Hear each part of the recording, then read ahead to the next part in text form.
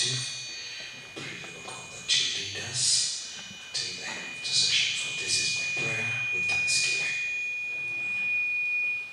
Thank you, Victor. Your Excellency, on behalf of the Department of Youth Affairs and the youth leaders who are present today, allow me to welcome you to our first session. We are doing County Youth Assembly.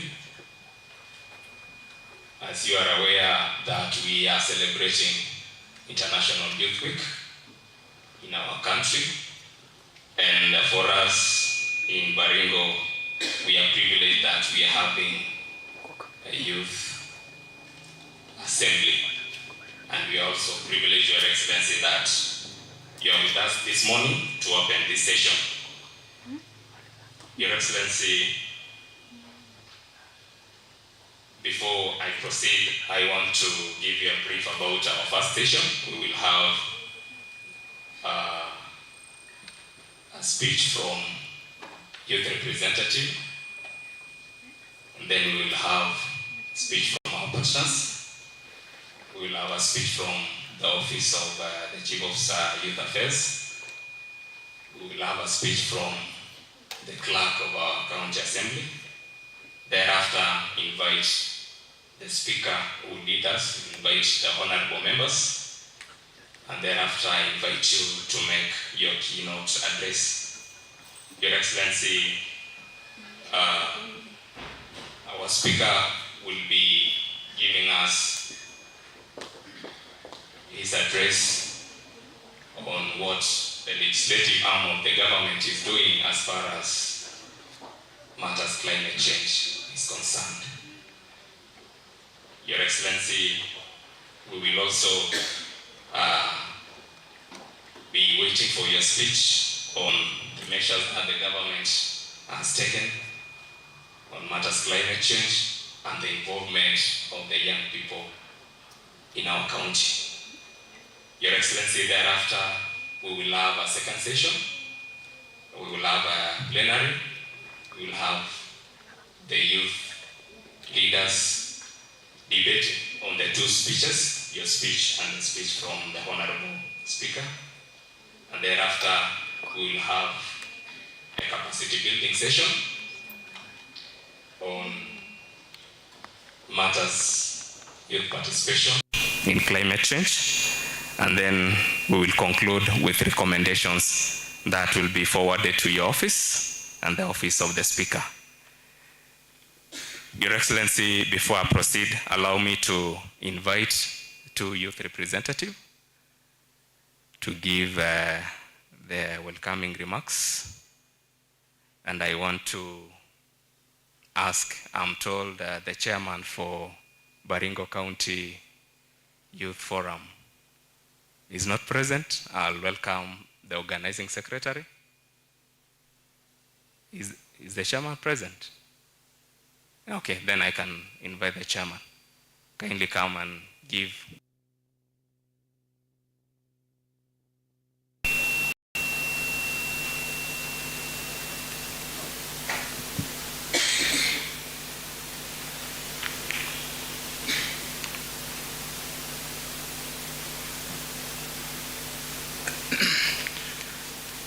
Your Excellency, Governor, our Speaker, MCS President, Youth Senate Representative, youth leaders present,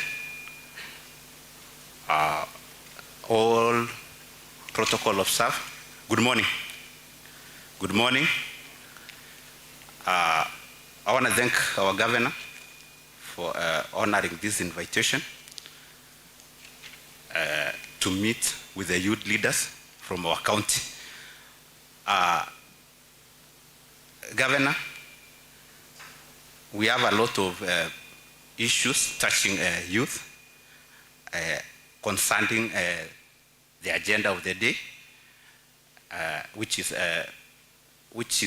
directly impacting to the youth, because we are the young generation who are growing to face maybe the impacts which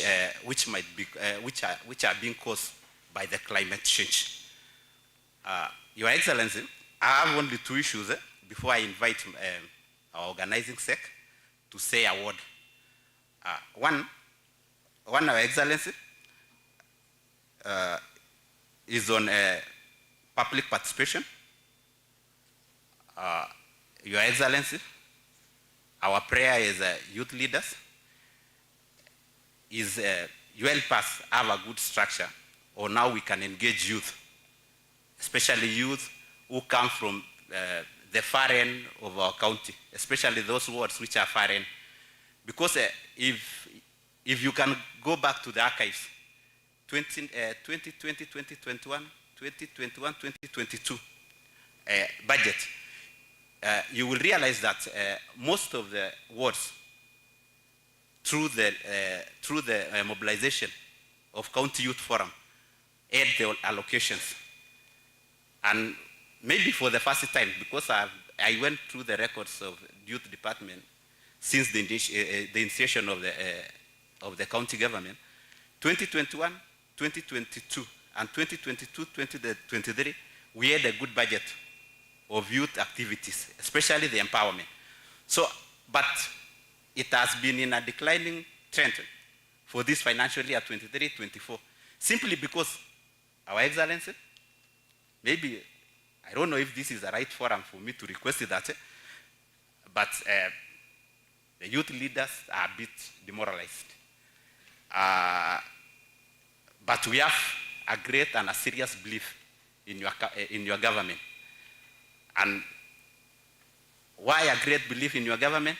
You have shown us a serious indicator by giving us the youthful CEO in our department. We thank you for that, our governor. This is the youthful CEO who can understand our issues. Unlike when we have an advanced age CEO, when we go to him or her, he doesn't understand the language we talk. So we thank you for giving us the youthful CEO and even the CC, youthful.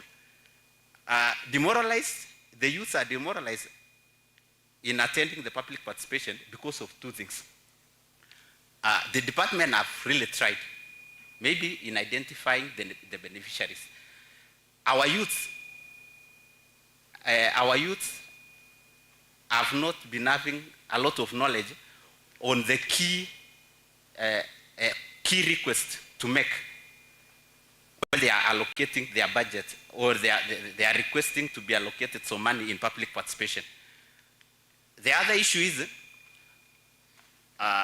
Your Excellency, in our department, 30% youth allocation to tenders or the works which are there have not been implemented. And that has seriously challenged and affected some of the youths. Because I know most of the youths here are business people.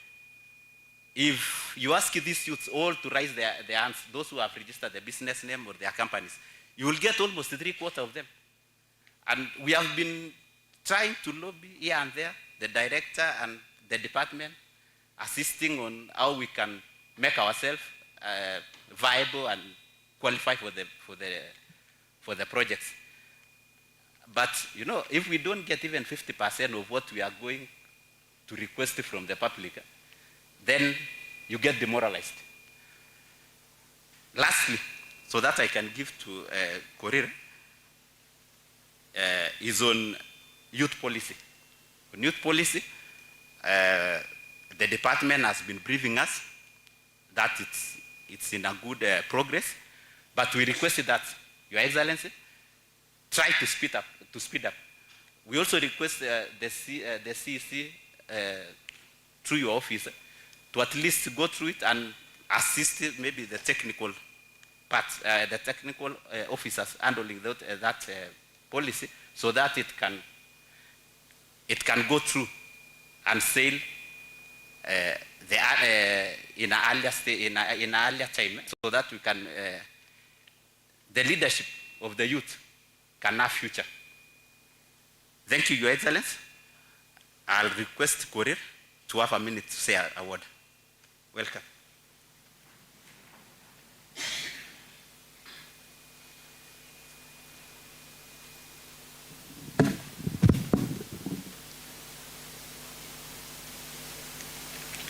Your Excellency, the Governor, Baringo County, Honorable Benjamin Cheboy, Baringo County Speaker, Vincent Kemboy, all protocol observe. Good morning.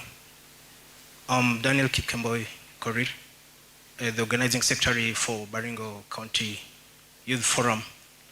And today, Your Excellency, we are excited today to have a discussion on strengthening the youth voices in climate change, policy process, and access to finance for climate activities. As we gather today, we have a very unique opportunity to reflect on challenges caused by climate change. I take this opportunity on behalf of the youth, that is Baringo County Youth Forum, and all stakeholders present here to appreciate the county government led by the Department of Youth for convening this timely discussion on climate change. Also for the youth to critically strengthen the youth voices in climate change. So the youth, Your Excellency, the youth here have made deliberate efforts to conserve the environment and also to mitigate climate change by taking part in tree planting activities and also initiatives aimed at conserving the environment. We appreciate as youth climate smart agriculture for giving the youth a leadership role, especially in the communities at the ground, and also not forgetting the FLOCA for cushioning the youth against the climate change because most of the youth are engaged in climate activities. We also request the county to support youth in climate tree planting initiatives, supporting initiatives aimed at creating awareness in climate change mitigation, and also organizing innovation competition at aiming to come up with a unique solution to end the problem of climate change regionally and locally. Additionally, and also fund successful startups in innovation. Additionally, and finally, I want to urge the youth to actively take part in public participation, aim at environmental conservation, and also register youth groups at local levels. So for those few remarks, asanteni sana.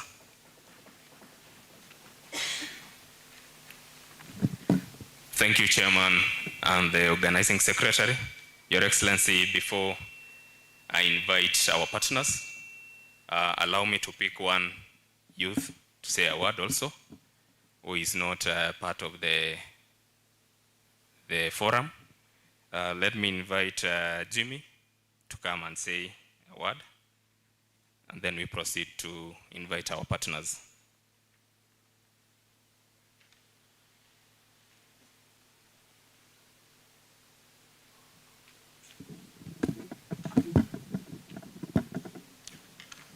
His Excellency the Governor, Bwana Benjamin Cheboy, Baringo County Speaker, CEC Youth Affairs, I don't know if he's present, the CEO Youth, Dennis Korir, and honorable members for today, the youth representatives.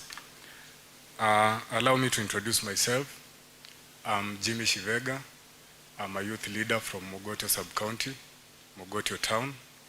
And I want to thank the governor for the opportunity to allow the youth to take part in this great discussion that is of global concern in matters climate change.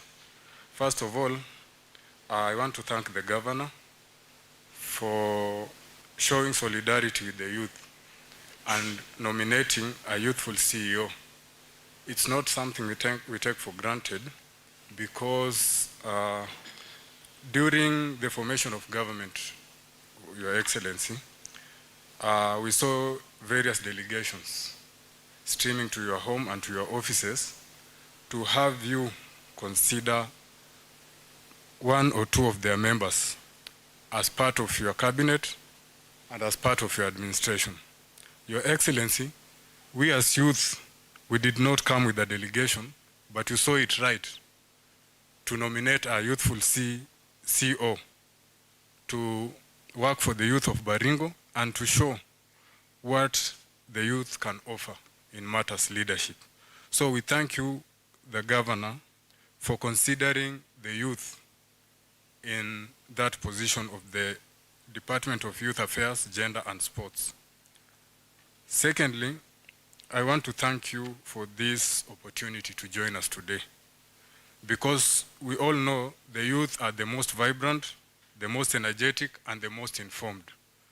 And most of the time, we are being left out when it comes to solutions and implementation of government policies.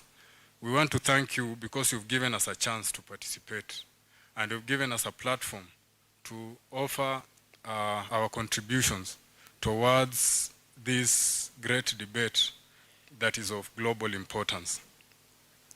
Thirdly, Your Governor, I want to state that the results of climate change that we are seeing today are as a result of desperation and living times of the moment, because the depletion of natural resources are being brought about by our current ways of living that deplete these environmental resources. And I want to say that Baringo has been among the most affected counties in our country in matters climate change. We've seen our lakes are swelling, we've seen our rivers are drying up. A few months ago, where I come from in Mogotio, we had a conflict, and it was an intercommunal conflict between the people of Mogotio sub-county and the people of Eldamaravine, because the rivers had dried up, and one part of the region was trying to blame the other part for the water shortage they were experiencing. And I think it's by this direction we are taking that we are going to come out with a solution that's going to give a permanent and sustainable solution to matters climate change. And Your Excellency, this cannot be achieved without the involvement of the youth. As I've said, the youth are the most energetic, and yet they are being left out when it comes to implementation of these policies that are supposed to contain the kind of results we are seeing from climate change at the moment. So, His Excellency the Governor, I hope that in your keynote address, you are going to touch on further involvement of the youth in matters climate policy, and that you are going to tell us about how you are going to involve the youth in the implementation committees after this policy has been completed. Because we don't want just to contribute, and then at the end of the day, we are being left out when it comes to implementation of these policies.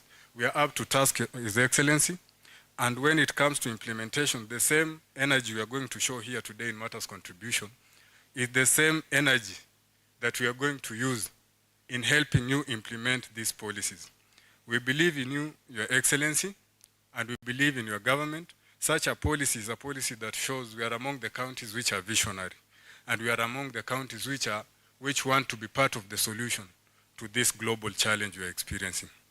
Your Excellency, allow me to touch on what our chair has said in matters demoralization of youth, especially in public participation.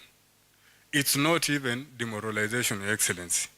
I think this is a deliberate effort to lock out youth in participating in these exercises. Your Excellency, the way you deliberately chose to give us a youthful CEO is the way you should deliberately choose to involve us in this public participation and these other exercises that results or comes about from your office. Your Excellency, we are just one year into your term, and we have 4 more years for you to complete your term. And we believe in these 4 years, if you make us part of your administration and part of the contribution to whatever you are doing, then at the end of 5 years, we are going to be among the best performing counties in this country. Thank you, Your Excellency, and thank you, honorable members. And on a lighter note, Your Excellency, when we came here, what was in my mind, I thought that this was a youth assembly. Unfortunately, I'm seeing intruders. I'm seeing intruders in the house, And I'm meant to believe these ones are MCAs. I'm sorry to say that this is not your day. Sergeant at Arms. Our Sergeant at Arms should direct the intruders to the gallery where they are supposed to be today. Thank you. Thank you and welcome as we continue with the coming sessions.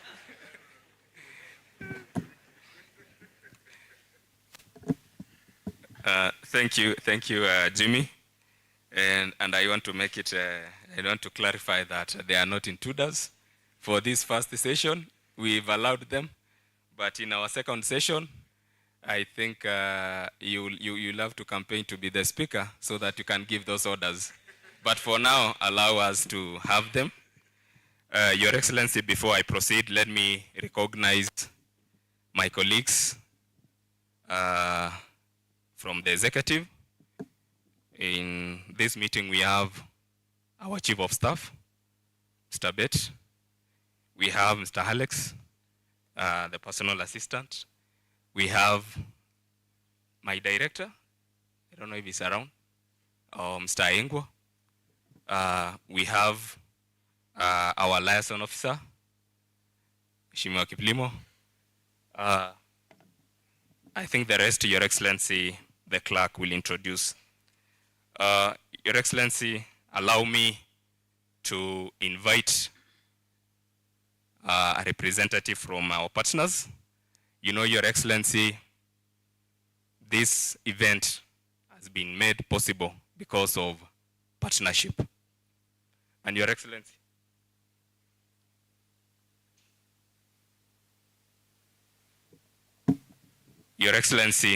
I remember you told us that when you were making your speech, I remember when you were unveiling us as the chief officers, you gave us an instruction that we should be resource mobilizers because, you know, we don't have enough money from the exchequer to do a lot of things. And one of that activity is this one, Your Excellency. We approached our sponsors, our partners, and they made it possible. So, Your Excellency, I'll invite Mr. Dennis Sankale to come and make his remarks. And I'm reminded that our county attorney is with us. I don't know. Thank you, I had forgotten that. Karibu.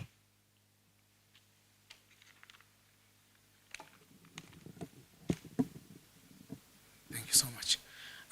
Your Excellency, the Governor of Baringo County, Honorable Benjamin Cheboy, the Honorable Speaker, the Honorable Clerk, Honorable Members of County Assembly, fellow youth delegates, good morning. Good morning. Your Excellency, first I want to thank you so much for joining us on this very momentous day for the youth. As you are aware, we are celebrating the International Youth Week, both at the national level and the county level.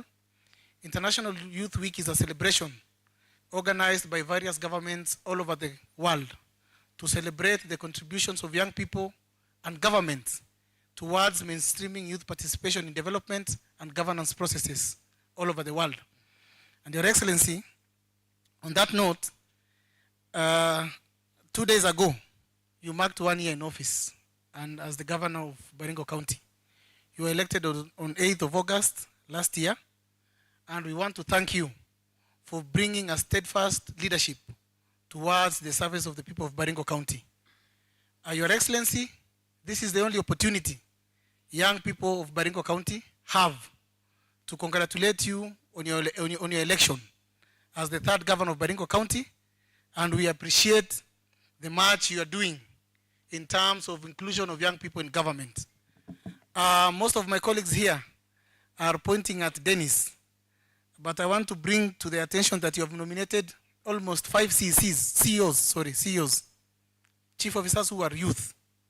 We have got CECs who are youth at heart, and some are youthful. And we appreciate you for appointing them. We endeavor, Your Excellency, to work with them to bring about the desired change. I am one person who has read your manifesto, during the campaigns with a great interest, focusing on how you are going to address youth issues in this county. And Your Excellency, your manifesto was paged on 4 issues: entrepreneurship, engagement, education. By that, Your Excellency, your manifesto pledged to increase economic opportunities for the young people of Baringo County, to ensure that young people are economically stable. Your Excellency, on education, your manifesto pledged to have quality education for young people in Baringo County. And just last year, we had a meeting with you and some partners, and you emphasized on how you want to revolutionize the TVET sector, the TVET education in Baringo County. I remember you asking how you are going to enhance the curriculum of our TVETs to ensure that young people from Baringo County are equally equipped with skills so that they can be job creators and not job seekers. Your Excellency, on engagement, your manifesto was talking about creating opportunities for young people in government. And that you have started with employing and appointing youth and youth leaders in your government who we feel we are able to address and they are able to address our issues. Your Excellency, your government has made tremendous progress in terms of youth engagement and youth development. I remember in your first term, you set up 5 youth empowerment centers, 1 in each sub-county. Unfortunately, when you took a break, nothing much has happened in those empowerment centers. Those are dead capitals. A lot of money was invested in terms of setting up those youth empowerment centers, but there is nothing going on in those empowerment centers. As you embark on a journey of development, we urge you as young people of Baringo to consider allocating resources to the youth empowerment centers to ensure that they are fully equipped to serve, to address the needs of young people. Because we believe when young people get the safe space to do their own things, then we will make a progress as a county. Your Excellency, we have had discussions on how we are going to come up with the Baringo County youth policy. This is the 4th county doing the youth policy. The process started sometime last year, but I think because of elections, the process stalled. Youth Senate supported one of the meetings. We had a meeting with the stakeholders, bringing together all the development partners who are working in Baringo County to ensure that as we develop the policies, some of the strategies they are implementing in Baringo County in relation to youth are anchored in the policy. Because you know, Your Excellency, the policy has a 10-year life cycle. So we want to ensure that for the next 10 years, the youth issues are clearly captured in those policies and are implemented to the core. I've had discussions with your chief officer, a good friend of mine. In 2 weeks' time, we will be organizing, with the support of the Youth Senate and the Horn of Africa Youth Network, we will be organizing a partners breakfast meeting, bringing together development partners from the Republic of Kenya who are working on youth issues to ensure that we mobilize their support, to bring their support to Baringo County so that we can transform the lives of our young people in Baringo County. Your Excellency, we want to make Baringo a hub for youth development in Kenya. We want to make Baringo a hub as a center of excellence in terms of youth development and youth empowerment. And we can only do that if we get the goodwill from your office. And so far, Your Excellency, we are doing well because we could not have had this event whereby you are going to engage with the youth and listen to their concerns and find a way of how your government is going to mainstream these issues so that we can have a stable and prosperous Baringo County. On issues of climate change, Your Excellency, climate change is a global issue whose effect is felt locally. And my colleagues have mentioned that Baringo County has bear the brunt of climate change issues.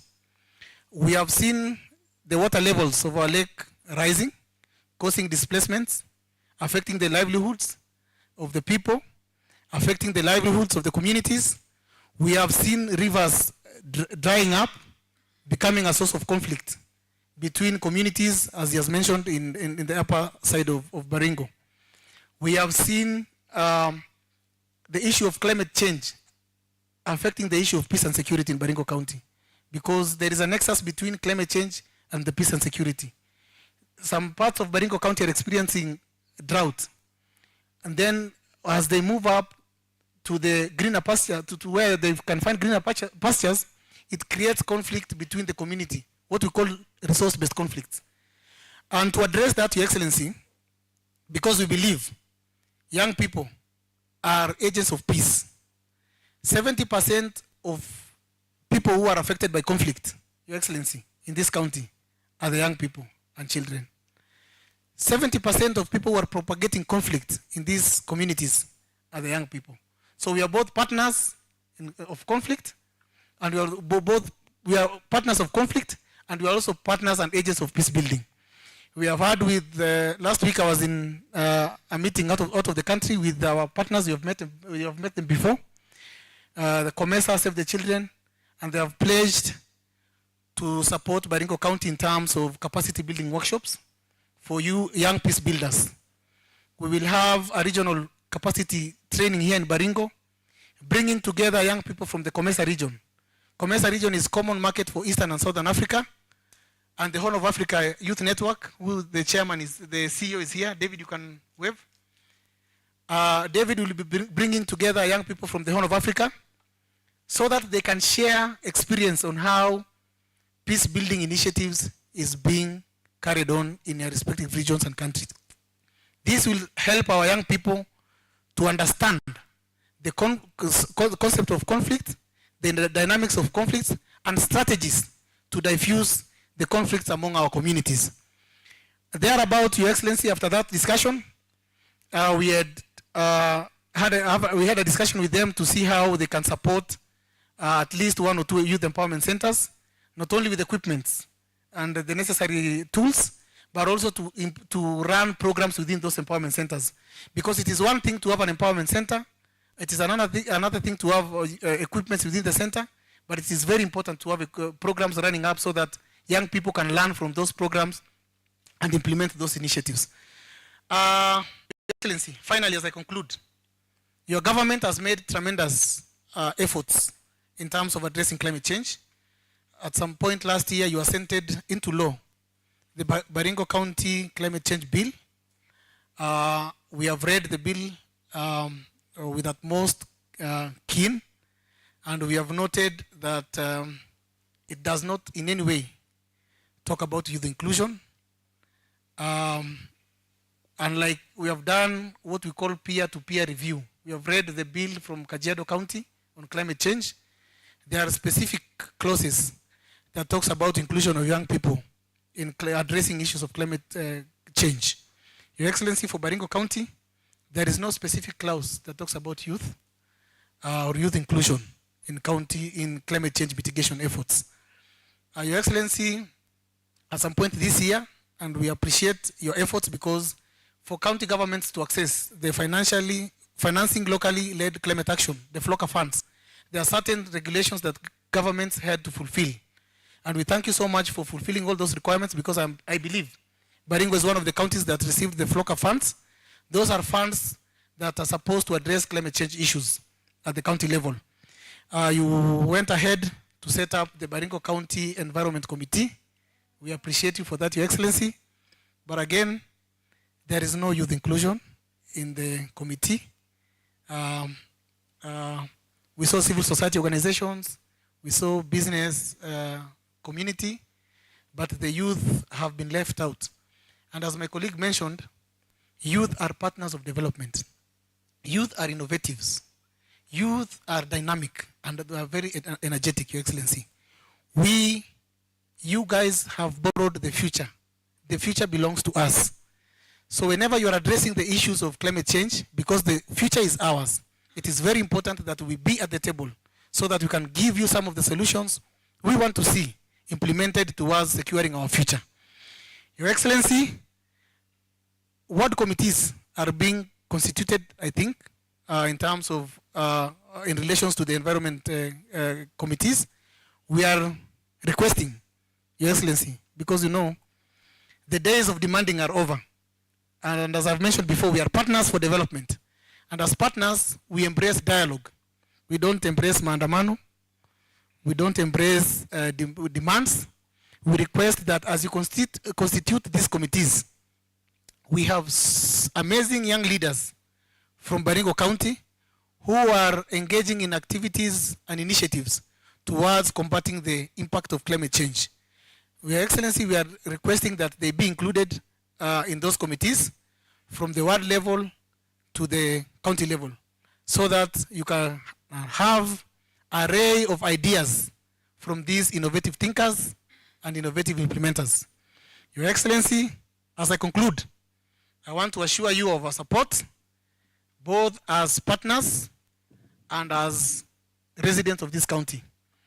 We will offer you the necessary support to ensure that you secure the legacy, not only for yourself, but for the generations that is coming after you. Thank you, Your Excellency, and may God bless you all. Thank you, Sankale, for that.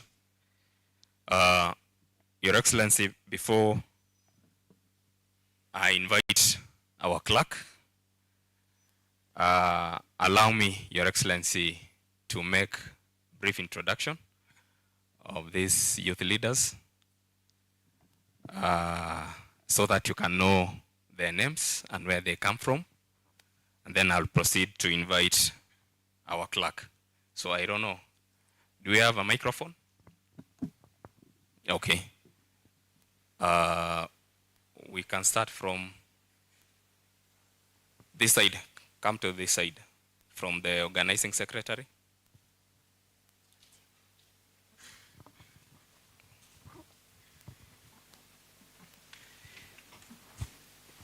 Just mention your name and where you come from.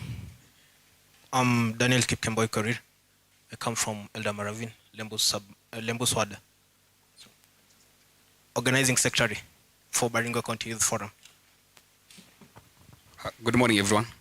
My name is Evans Barsangol. I come from Kabatonjo Ward, Baringo North. I'm the Secretary General, Baringo County Youth Forum. Thank you. Good morning. My name is Kipkrui Zephania from Ochongoi Ward and also the Vice Chairperson. Good morning, everyone. I'm Edwin Kiprono from Emining Ward, the Deputy Secretary General. Thank you. Good morning, everyone. Christine Chamatia, Gender Representative, Baringo County Youth Forum, Kabarnet Ward. Good morning once more. Jonathan Maigong, Kabarnet Ward, the chair of the forum.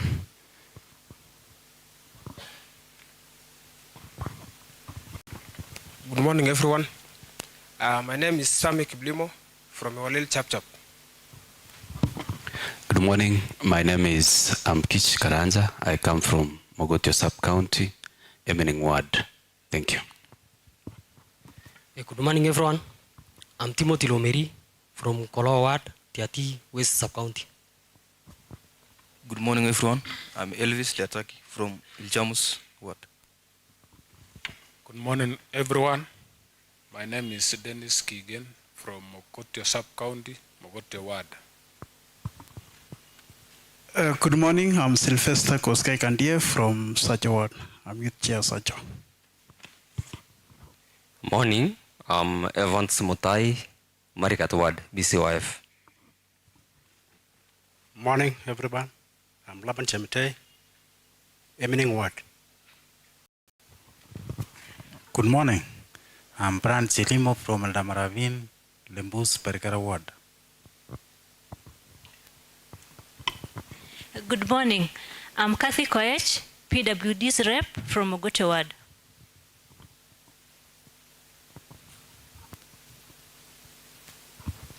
Good morning. My name is Michael Chepkor, Lawyer Morok Ward, Tiati. Good morning. My name is Judy Kipkenda from Eldama Ravine, Lembus Perkera Ward. Good morning, Your Excellency and Protocol Observe. My name is Kalu Lepario. I'm from Youth Senate Kenya. I'm the Youth Senator for Baringo. And I also come from Ilchamus Ward. Thank you. Good morning, all protocol observed. My name is Mingishkip Limo, Eliasara Mosomtai from Emining Ward, Mogotio. Honorable members, my name is Onesmus Pulongor from Churuamaya Ward. Thank you. Good morning, everyone. My name is Duncan Kangor from Kapropita Ward, Baringo Central. Good morning, everyone. I'm Benitez Kipiegon from Kabartonjo Ward. I'm also a climate activist. Good morning, everyone. My name is Delvin Leparkolo from Baringo South, Ilchams Ward. Good morning, everyone. My name is Alan Maramba, Mugdani Ward. Good morning, everyone. Your Excellency, my name is Festus Mutai. I am Secretary Barwesa Ward and also Youth Rep Floka Program. Good morning, everyone. I'm Mercy Atich from Marigat Ward. Good morning, everyone.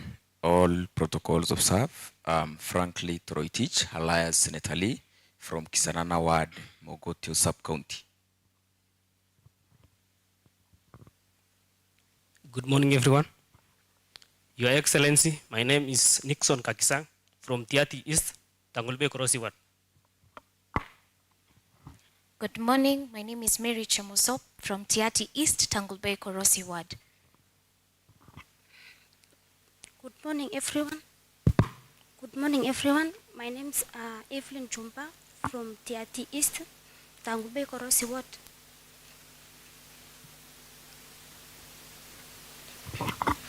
Good morning. I'm Sharon Alekat from Ripco, Tiati East. Good morning. Sakida Jepkemoy Tungo, Eldama Ravine Sub-County, Ravine Ward.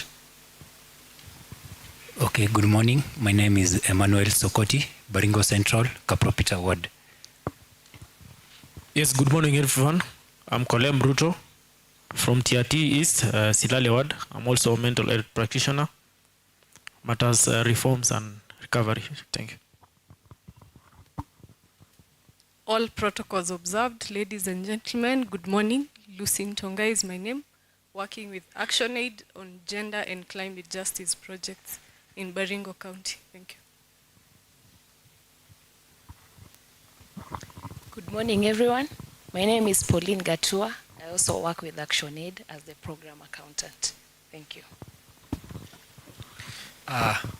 Good morning, everyone. My name is Zakias Kipkemei from Kabartonjo Ward, Baringo North, youth leader. Also, I'm working with Youth Enterprise Development Fund. Good morning, everyone. I'm Ilda Kipruso from Saimo Kipsaraman Ward, and I'm representing Gender Baringo Sub-County under CYF. Good morning, everyone. I'm Omar Salim Arjan from Baringo South, Marigat Ward. Good morning, everyone. Kilot Moses is my name.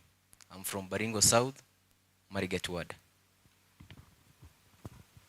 Good morning, Geoffrey Munyeria, Eldama Ravine Sub-County, Ravine Ward. Good morning. My name is Becky Kimeli, Mogote Sub-County, Mogote Ward. Guten Morgen, everyone. My name is Naomi Bet, Baringo North, Kabartonjo Ward. Good morning, members.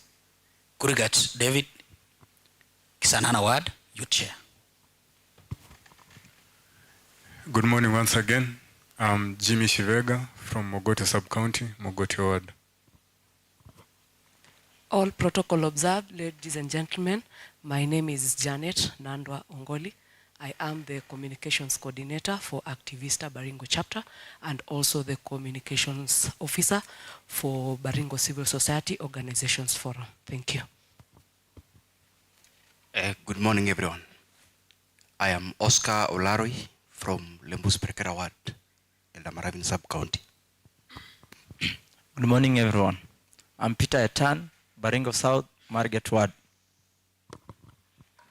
All protocols observed. My name is Cynthia Wanjiku Irongo from Marigat Ward, Baringo South constituency, CEO Sasi Organization.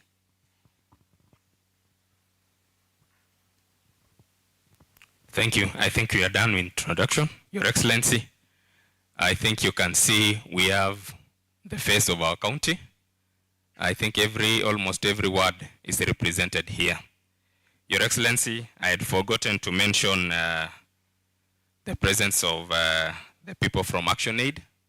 They are doing very good work in Tiati as far as matters climate change is concerned, and they've really supported us also in facilitating this program.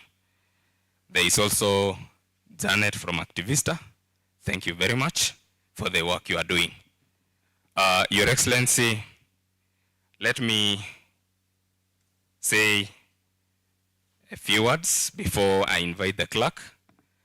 But members, I think you will allow me, because my boss is around today, I will not say much. But let me mention this. Your Excellency, I remember when you were campaigning, and even in your manifesto, you made a solemn commitment that youth will be at the center stage of your administration.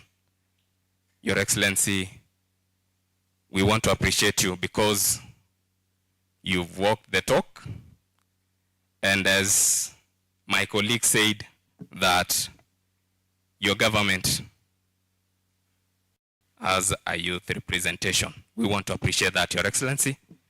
Right from your deputy, is a youthful, to Honorable Speaker here, to myself, and Your Excellency, I think you have a record of the youngest chief officers this time round.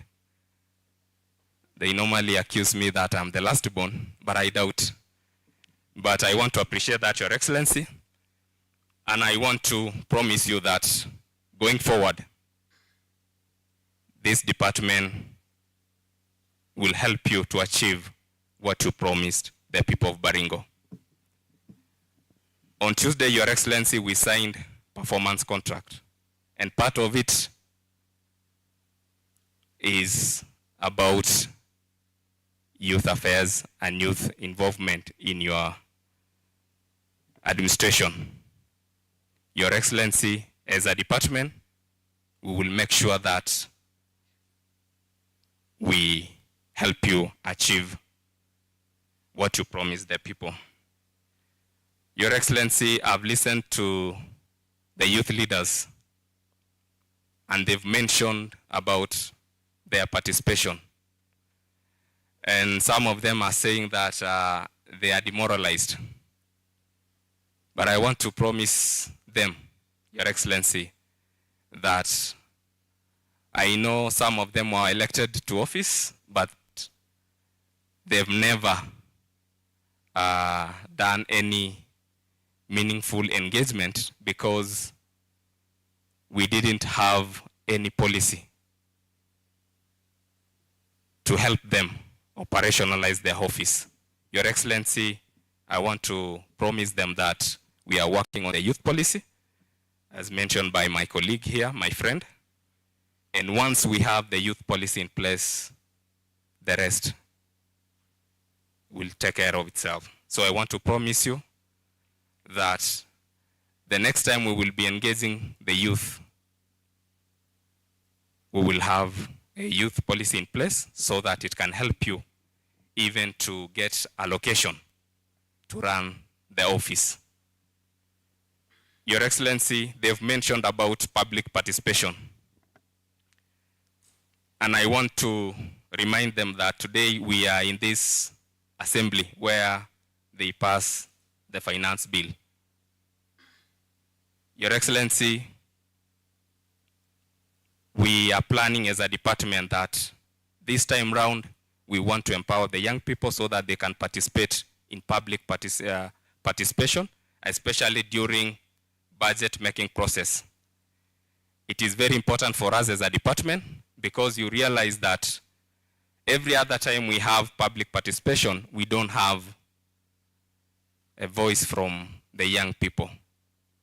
But we want to empower them so that they can prioritize youth empowerment programs, to prioritize the issues that are going to help them.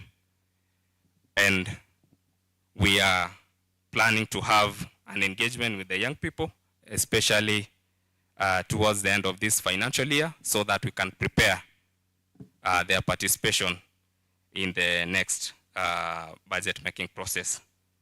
Your Excellency, just to mention, we have youth empowerment centers, my colleague, my friend here has mentioned. Your Excellency, we've committed ourselves as a department that we will make sure that we operationalize those empowerment centers. The empowerment center in Chemalingot is ready. The one in Eldama Ravine is ready. The one in Kabarnet here is ready. The one in Kabartonjo or Baringo North is 90%. The one in Marigat is under construction. And we are going to make sure that we equip those empowerment centers. We've already started to equip the one in Kabarnet, the one in Eldama Ravine, the one in Chemalingot, and we will look for partners, Your Excellency, so that we can make sure that we have programs in those youth empowerment centers. We will have recording studios, we will have indoor games, we will have business centers where young people can access internet, do their business. But also, Your Excellency, we will make sure that we have programs that will be running on a daily basis so that they can help the young people. Your Excellency, you're aware that we are running Talanta Hela program. It started yesterday, and through your guidance and your direction, today we are doing the sub-county, and we will be doing the finals on Saturday here at Kabarnet. Your Excellency, also under your instructions, we will be having again the Governor's Cup to make sure that we nurture talents in our county. Your Excellency, my colleague, my friend Sankale mentioned about the involvement of young people in peace and security. Your Excellency, you directed us that we come up with a program that involves the young people, their participation in matters peace and security, and we are working on that. We will be doing it during the International Peace Day in September, and it will involve the young people. We will have the peace marathon, we will have the peace dialogue, we will have the peace concert and cultural exhibition. Your Excellency, we have many programs, but I will not mention for today.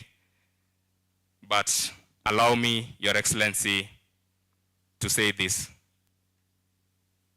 Going forward, Your Excellency, I think it will not be possible again, or the equation will not be balanced without the involvement of the young people.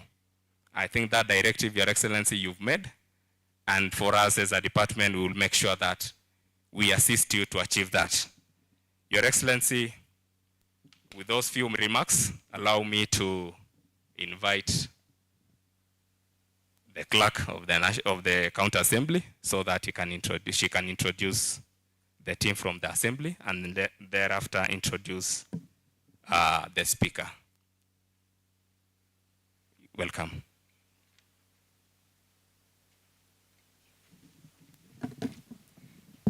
Thank you very much. The Chief Officer, Your Excellency, sir, the Governor of Baringo County, Honorable Speaker of the Baringo County Assembly, the members of the County Assembly present, the Chief of Staff, the leadership of the Youth Senate, the staff of Baringo County Assembly, good morning. Your Excellency, sir, allow me to, before I make a remark, to introduce the staff of the County Assembly of Baringo. I want to request them to be upstanding so that I can do a wholesale introduction because of time. Kindly be upstanding. These are the members of the county, the members of staff of the County Assembly. They are 120 in number, but most of them, they are engaged somewhere else, and led by our deputy clerk here, Mr. Warata, James, and the others are the members of staff. Be seated kindly. Your Excellency, sir, because of time, I know this Senate, Youth Senate representatives, they are really very eager to make sure that they do the deliberation in the plenary. And I know we have taken most of your time, and this is not our day, and it is your day, so I will be very brief and very short. The members of the County Assembly who are present here, I know they are your role models, and that is why they are seated here today, so that maybe after this, you are able to take up the stage. Honorable Governor of Baringo, we are really very appreciative, because when you were on board in 2013, 2017, you laid the foundation. And you are very categorical also on representation. And today, as you come during the third government, we really want to say thank you very much, because when you laid the foundation, now we can see the representation of the youths. We have the people with PWDs. We also have the ladies, the women. In the County Assembly of Baringo, I want to confirm to you what you laid, the foundation you laid, now it is practicable in Baringo County government. So I really want to appreciate.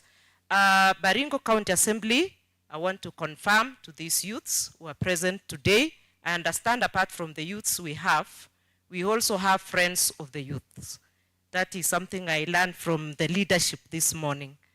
I want to confirm to you that we have a strategic plan in place, and our vision as Baringo County Assembly is to be a leading, a modern, and people-centered county assembly in Kenya. So the reason why we are gathered today, courtesy of our governor, is because we are so particular on the people of Baringo. So when we gather here, we are a representative of the people. And I know whatever we will be deliberating on, especially on climate change, it will affect positively to our people. And as I finalize, because this is not our day, I want to confirm to you, Your Excellency, this is not the first forum that we have. In fact, I think 3 years ago, we had a forum which was organized by the same group, and it was national.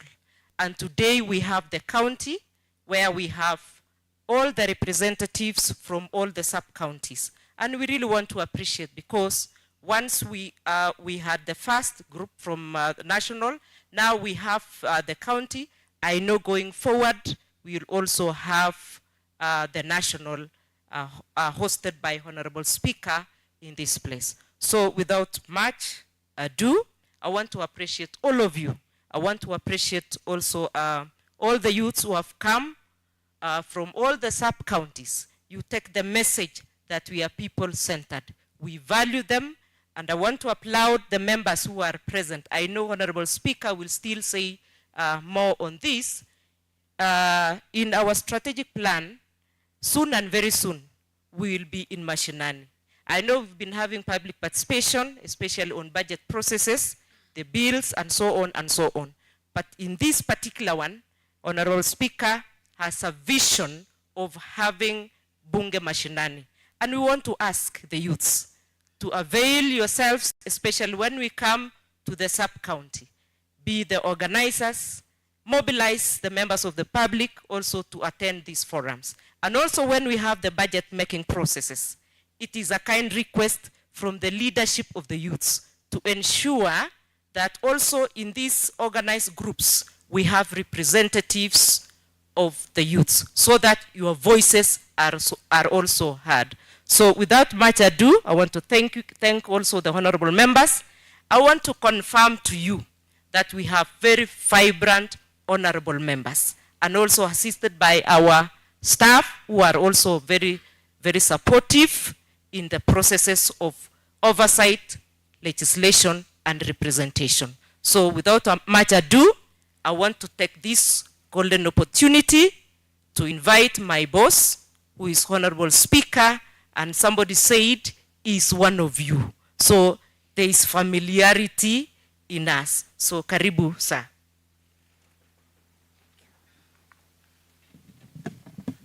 Thank you, Winnie. Your Excellency, Governor Benjamin Chesire Cheboy, our MCS present, led by our minority whip, Honorable Maria Lucille, MCA Loyamarok Ward, two-term MCA. Yes, that's important. Honorable Simon Kiblakat, aka Saimo of Kabartonjo, Honorable Alex Kurui, MCA Kapropita Ward. Mtetesi was here, but I'm sure he's still coming. Engineer Nixon Lemlem, Chief Officer, my good friend Dennis, Youth Senate Representative, Directors present, our members of staff, and the youth representatives. Good morning. It's 5 minutes to noon. And I'm one of those people who normally observe time. I know we are behind schedule, so I'll not take much of your time. Allow me to give to my colleagues, the MCS, a minute to each one of them. I'm still the speaker. I still have the sergeant at arms. So you know what will happen if you exceed your time. And I'll give Honorable Lemlem, the chairperson environment. Lemlem will be the last one to speak, to take 2 minutes to give us highlights on what we have done. So let me start with, do we start with the host or let me start with the host, Mheshimiwa Alex. He's also a youth.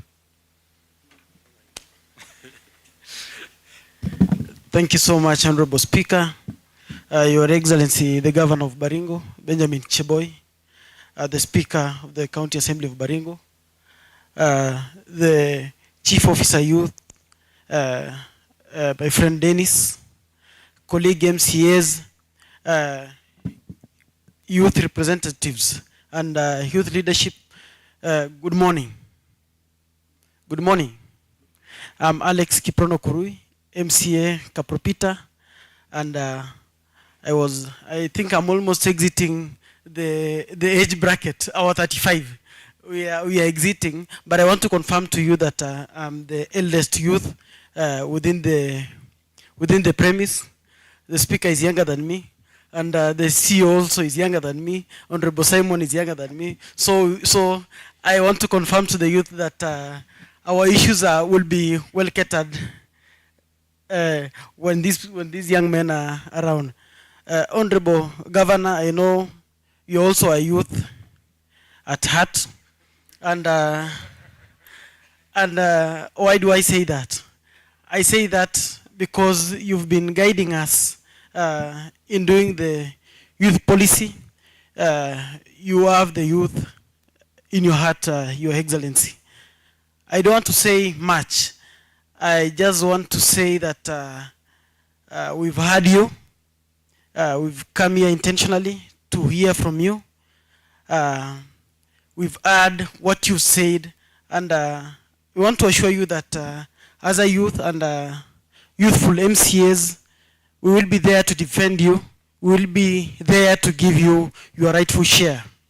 The only challenge, Honorable Speaker, we are having with the 30% that my friend Maigong was alluding to is that Sisi Vijana, the same youth, we surrender our IDs for registration of companies by the elderly.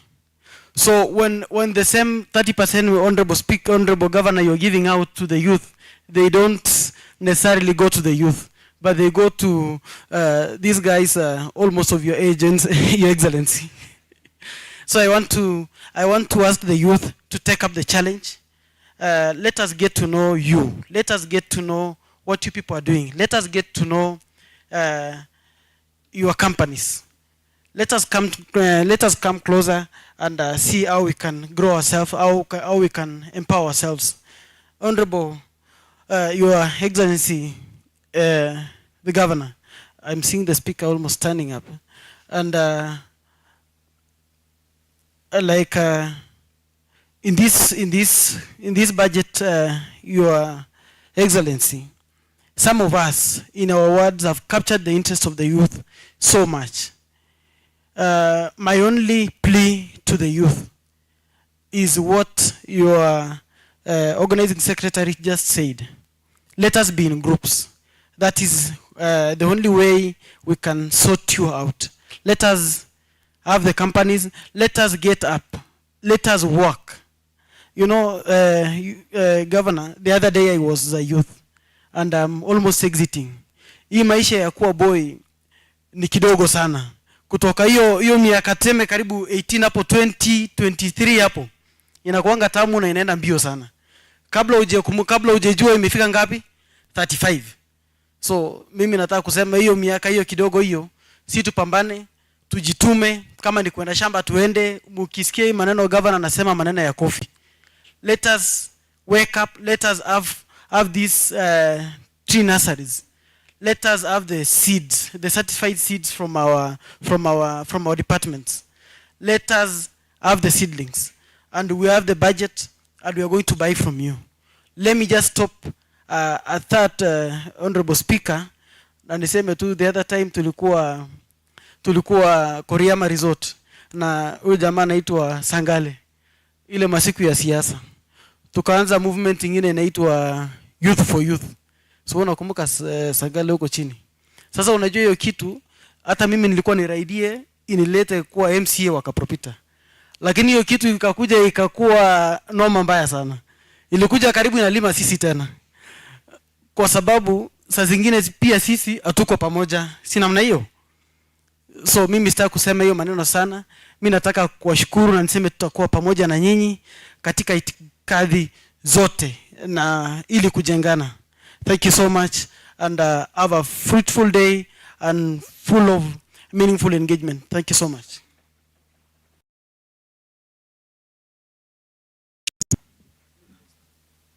So ndio umechukua muda mwingi.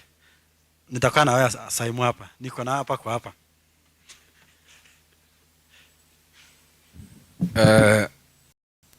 Your Excellency, Governor Jeboy, Speaker, my good friend, Chief Officer Waria, our clerk, youth Senate, youth representatives Waria, and the whole protocol of good afternoon. My name is Honorable Simon Kiplagat. I'm the MCA Kabartonjo Ward. Your Excellency, because the Speaker is standing and I cannot talk much when the Speaker is standing, maybe he sits down, I talk 1 minute. Thank you, Mr. Speaker. And you know, when Speaker is in that seat, he's always blind. So unless a member says something, like that guy who said we are strangers, but you cannot direct such a time to throw us out. So that was on a lighter note. I'm so grateful to be here today, to be with our youth, guys from this county. Here in the assembly, where 80% are youth. And I want to request members, you two are here.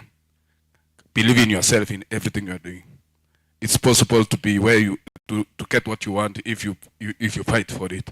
Nobody can feed you or give you anything unless you fight for it.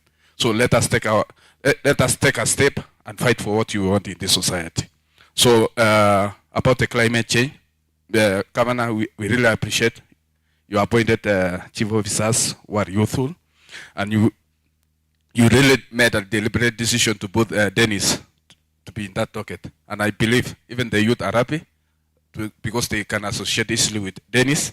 And Dennis is still a young man and very energetic. Concerning the climate change, Your Excellency, it's good to put youth into the picture because during the decision making, you know, currently we are experiencing a climate high carbon in this country because of the including the disasters we are getting now, like Baringo. We have a drought in this county. Because if we don't involve youth so that they can sensitize our people to plant trees, do agriculture, we are doomed to fail. So, but when you involve youth in the management of climate change, I believe this county can go far. So, Your Excellency, what I want to encourage the youth. I'm so much impressed by my youth from Kabartonjo Ward. They did a lot of work last time.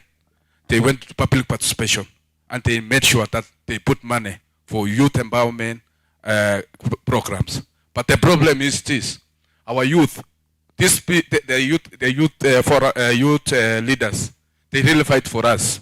But Your Excellency, we have a problem. These youth are not recognized. I think it's better.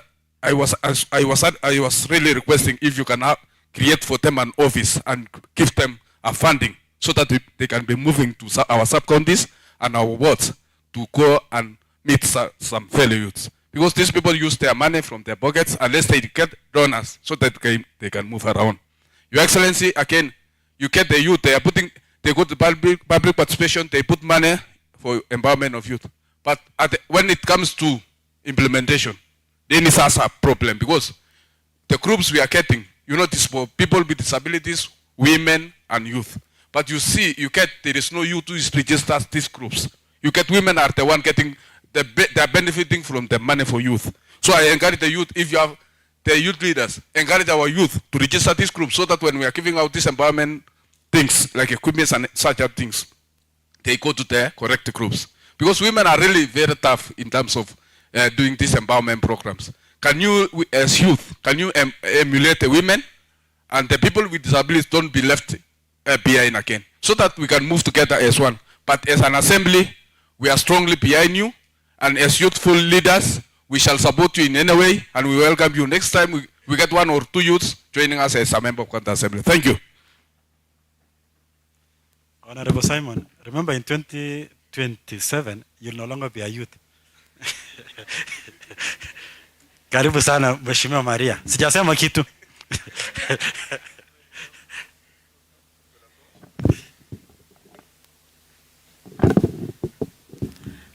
Okay, His Excellency, the Governor of Baringo County, Mheshimiwa Cheboy, my Speaker, the Honorable Kemboy, my clerk, my colleagues, youth leaders, all protocol observed, good afternoon. Okay, I think I don't have much to say. I just want to thank our governor for securing your time to have a forum or to have time with the youth leaders. Thank you so much, Speaker, the governor. Also, I think you as youth, you are going to share your views with our governor, and I'm very much, and I'm happy that all the sub-counties, all the wards are represented here, and I think you are going to take what you will discuss here back to our youth at home. And I think you will have a very good engagement, not like what we saw in other counties. Yeah, I think you are very much aware. Ngambui vile youth waliongea wengine sivyo. I think this one of Baringo will be one of the best, not the engagement we had in the other counties we saw. I know, Governor, Honorable Governor, youth are the pillars of our county. We are requesting you, Honorable Governor, if there's a way we can create vacancies whereby our youth will get employment. I know most youth are suffering. These youth are graduates, and I know they don't have jobs. If we can have a way, we can create job opportunities for our youth so that they can get employment, it will be one of the best. We will not like our youth, our young girls, our young boys here, to just be stranded with the degrees they have and to hapa tunajigamba ati sisi ni leaders. Sometimes I feel so bad when I see youths are stranded at home. Let's see a way we can create jobs so that these people will get something to earn. Thank you very much. I don't have much to say. Thank you. Thank you, Mheshimiwa Maria, and forgive me for allowing another member to speak after you. But for today, because we are discussing climate change issues, and we normally respect leadership. She's a minority whip, so I've broken the protocol for today. So, karibu sana Mheshimiwa Engineer Nixon Lemlem to speak on our behalf.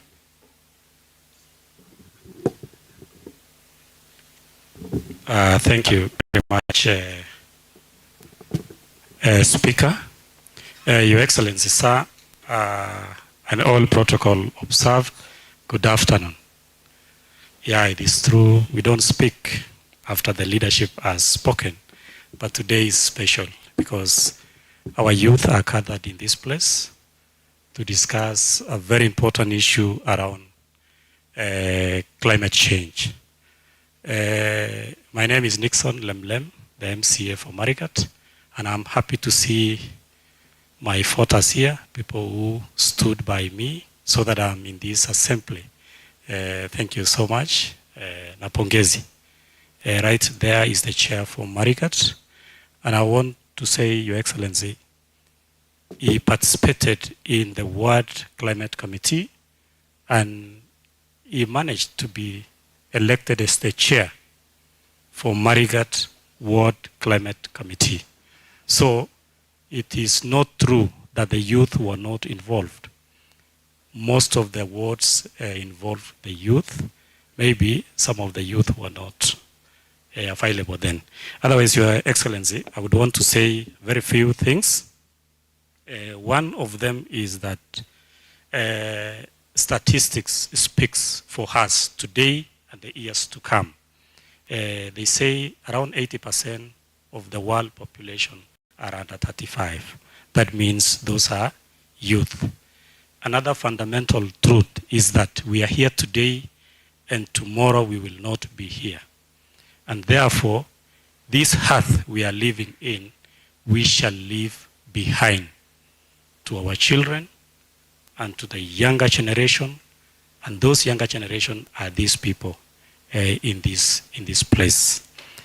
Another fundamental truth is that the future is youth. They always speak. When Sankale rises up, because he's a serious politician from Baringo South, he will always say the future is youthful, because they want to draw the resources and the attention to their side.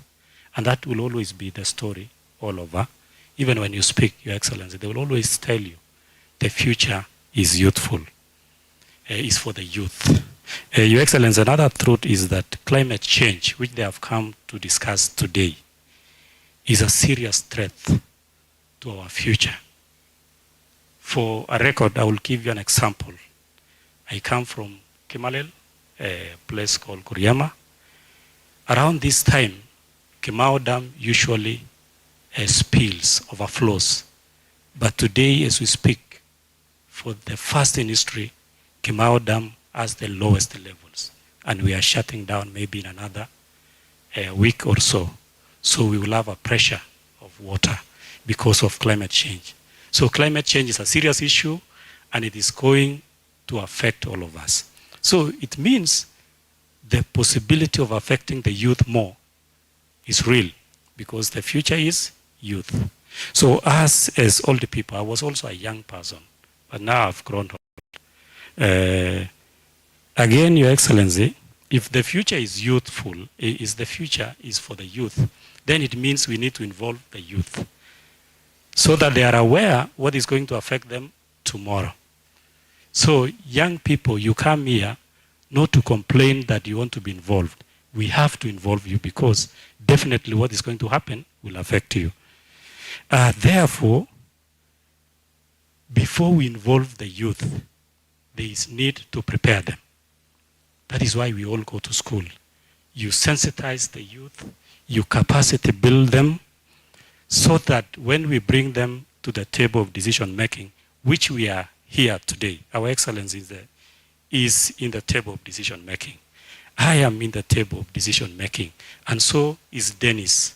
Dennis is a youthful, and I am sure Dennis didn't come to be the chief officer, but he prepared himself, or someone prepared him to have the capacity. I listened to Dennis, Your Excellency, and he was making very constructive comments and ideas about how we are driving our tomorrow. So the challenge, youth, young people, is that prepare yourself. From where you sit, prepare yourself. Today, Google is around. You can learn even at the comfort of your bed, instead of being on social media, TikTok and Twitter. You can learn an idea. As I hand Your Excellency, is that why is it that it's important to sensitize and capacity build the youth, especially around climate change? Because climate change is a real threat. You people need to have ideas, have knowledge around the same thing, so that as you come to the table of decision making, you don't come and make noise.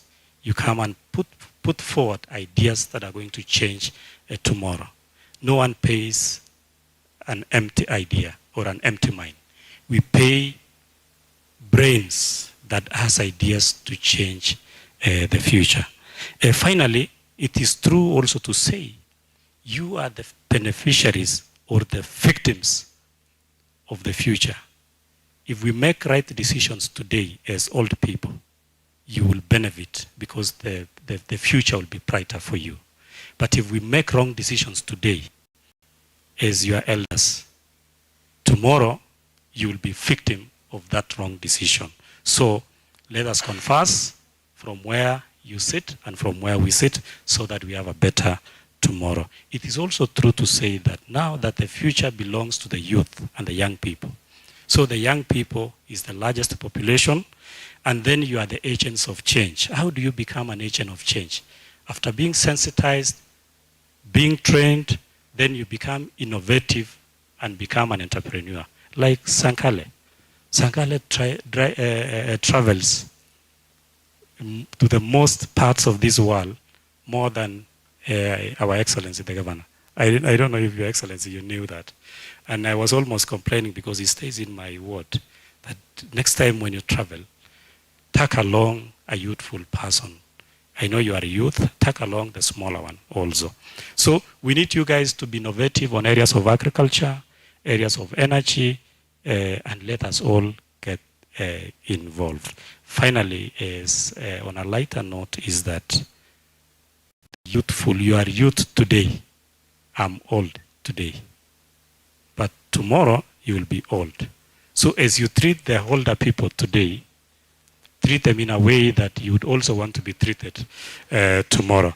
Finally, as we close on the issue of climate change, it is true, Your Excellency, your government and your officers have submitted all the documents for the climate change for us to qualify for FLOCA.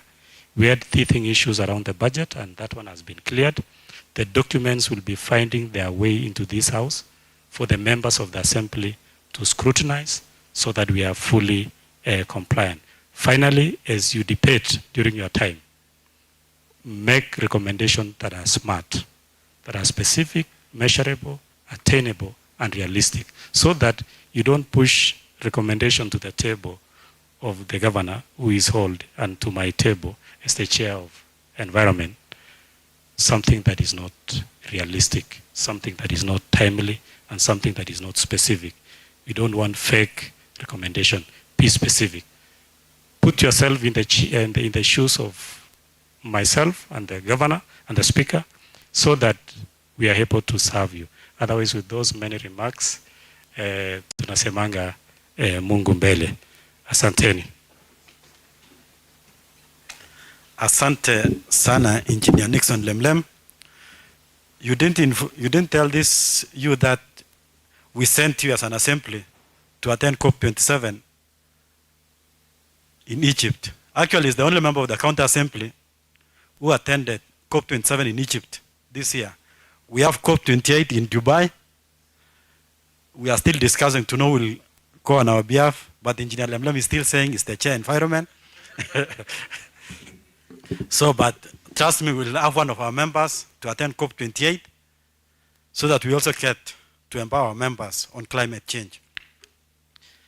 Because of time, allow me to say a few issues. First is receive greetings from fellow youth, Honorable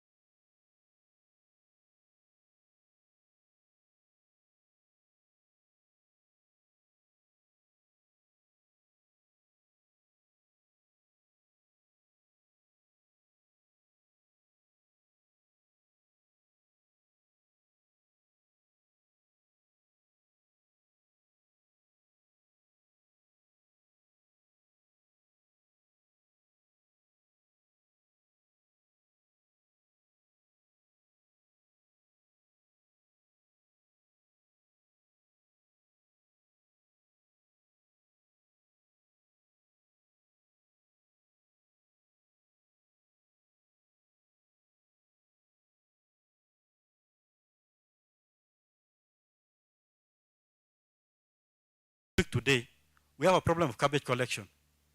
I personally live in Kaptimbor, and we have a problem of garbage collection. I was asking Governor, if you allow us, we can pass a bill in this county assembly that we subcontract garbage collection to our youth groups and women groups or PWDs. Even the sanitary, I mean the toilets and within the pass parks, either in Cabernet, Marikat, and all these other places. Let it be contracted to youth groups, that we will be able to generate income for our youth, and also at the same time we enable our youth not to wait only for white collar jobs. Thirdly, is to give you the assurance that as a county assembly, we are, and Governor, you will forgive us on this one. You will forgive us on this one because we will put you pressure to ensure that these youth centers, and I'm happy that the social hall in Cabernet is near completion, but we will put pressure on you and your officers to ensure that the youth center in Marikat, the youth center in Kabartonjo, and the youth center in Eldamarafin, I don't know, do we have one in Chemolinkot? The youth center in Chemolinkot are equipped within the next 2 financial years so that we have them up and running. Governor, we will be putting you much pressure on this one. You will forgive us. But it's because of this youth that we need them to have a place where they'll have forums and also encourage each other. Thirdly, is to tell you that we will be rolling Bunge Mashinani. As a county assembly, we will be having Bunge Mashinani. And hopefully, before December, we'll have our first Bunge Mashinani in Eldamarafin. What does this mean? It means that we will have our Bunge in Eldamarafin. That way, we will require you to give us the issues that you need to be addressed as the youth of perhaps Eldamarafin constituency. It will be an activity for a 1-week activity. We need participation by the youth. We need our youth to be proactive so that when we come to Eldamarafin, all the issues that the assembly needs to address, let them address, and if there is an activity that you think our committees can visit, let's tell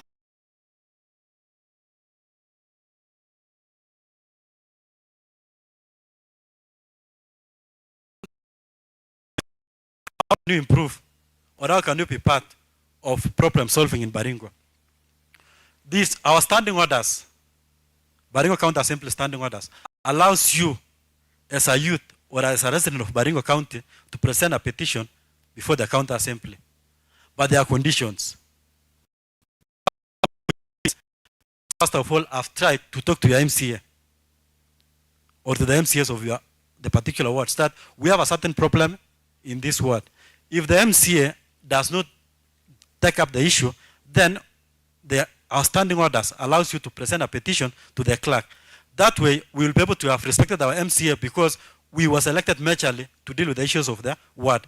But if you think the MCA has taken long and has not brought the issue to the assembly, if you write to the clerk will receive the letter, it will come to my office.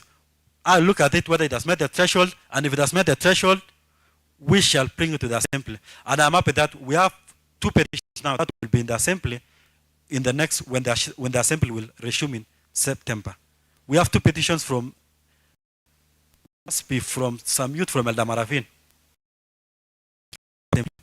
What that means is our youth active and our leaders will also be able to be proactive. And finally, is to request you that at all times, speak in compliance with the Constitution. When I saw the youth speak, I did not see any lady. Around the 3 or 4 of them were on putting to speak, President and the chairperson and Mr. Sangale, that next year when you come to the assembly, I'll also be exercising as the oversight. I'll also oversight you and ensure that you have representation from all the 30 wards. Let's have representatives from the 30 wards. If you have 40 youths, the 10 now will be together for the leaders. But let's have representation from the 30 wards and also ensure that in getting these 30, we get representatives, the 1/3 gender rule. Since we had a meeting with Sangale and we agreed that this will be an annual event. And fellow youth, if you're able to participate in this year, then next year, let's also give opportunity to other youth to participate so that it doesn't become the same youth participating in same forums each and every year.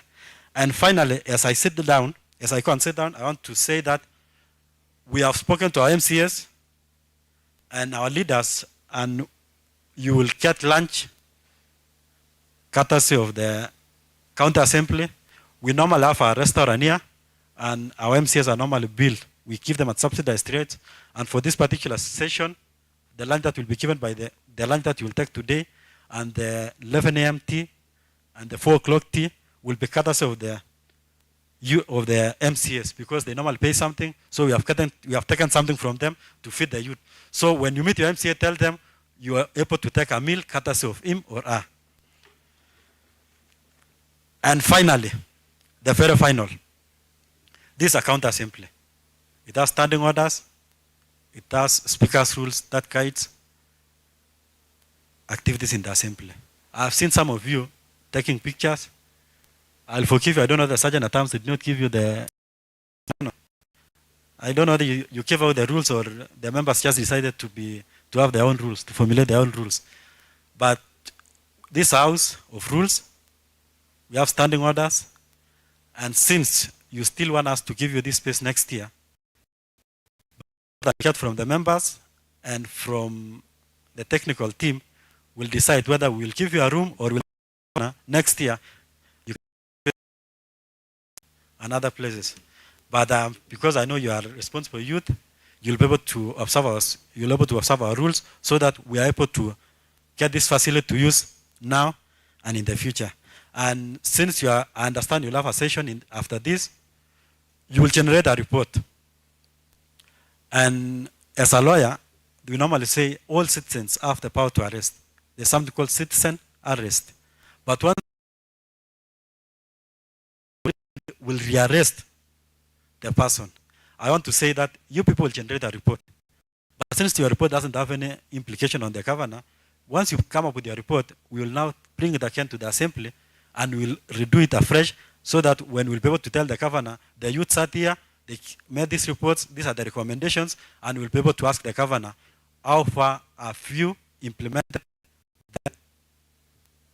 the recommendations by the youth. With those many remarks, allow me to welcome His Excellency Benjamin Jesire Cheboy. You may be upstanding as he comes to make his remarks. Karibu sana, Governor.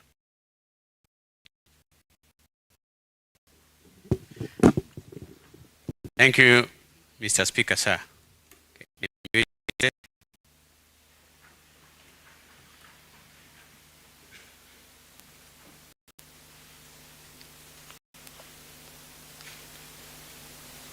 Honorable Right Honorable Speaker,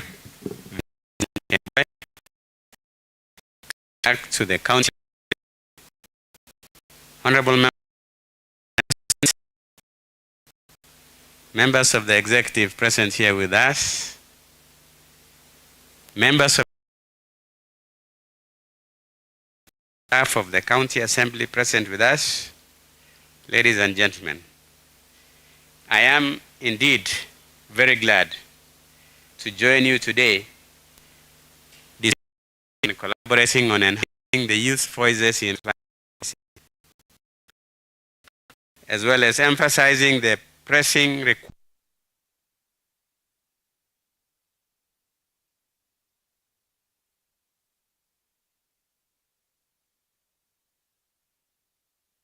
change is no longer a distant threat. It is a reality that demands immediate and coordinated action. And as young people, therefore, you must not just be passive bystanders in the face of environmental challenges. You must rise to the occasion for progress in building resilience and be the guardians of the Earth's current and future well-being.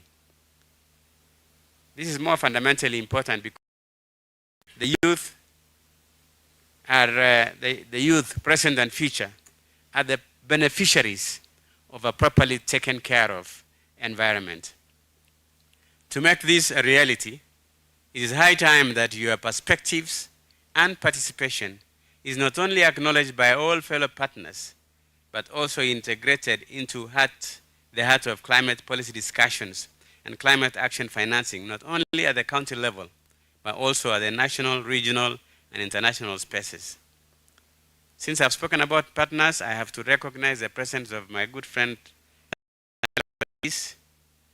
for partnering with us and for ensuring that he puts the face of Baringo County in the international arena. And not only that, but making it possible for this meeting to happen for us. From the presentations that you will make today, I am sure that you are going to make good presentations, full of insights, and with creative solutions, especially on leveraging on technology that must be harnessed by the that is badly needed to mitigate the effects of climate change. As your governor, and I'm very grateful to you for electing me to be your governor, I say this without fear of any contradiction, that you are the majority who elected me to be governor. Remember, if the youth population, I am told, the speaker said 80%, is it? I am told that it is 60%. The correct figure, I don't know. But the votes that I got here were 1,000. So if you were to calculate 60%, you can see that about 78,000 of those votes came from you. I really am beholden to you for electing me to be your third governor. So, as your governor, I want to assure you at the onset that your voices are heard loud and clear. Your concerns are well considered, and that your participation in county is guaranteed. Why do I say this? I deliberately young people to my government so that together with you, they can articulate the issues and implement those decisions that have direct impact of the citizens of this county, and more fundamentally, they have a direct impact.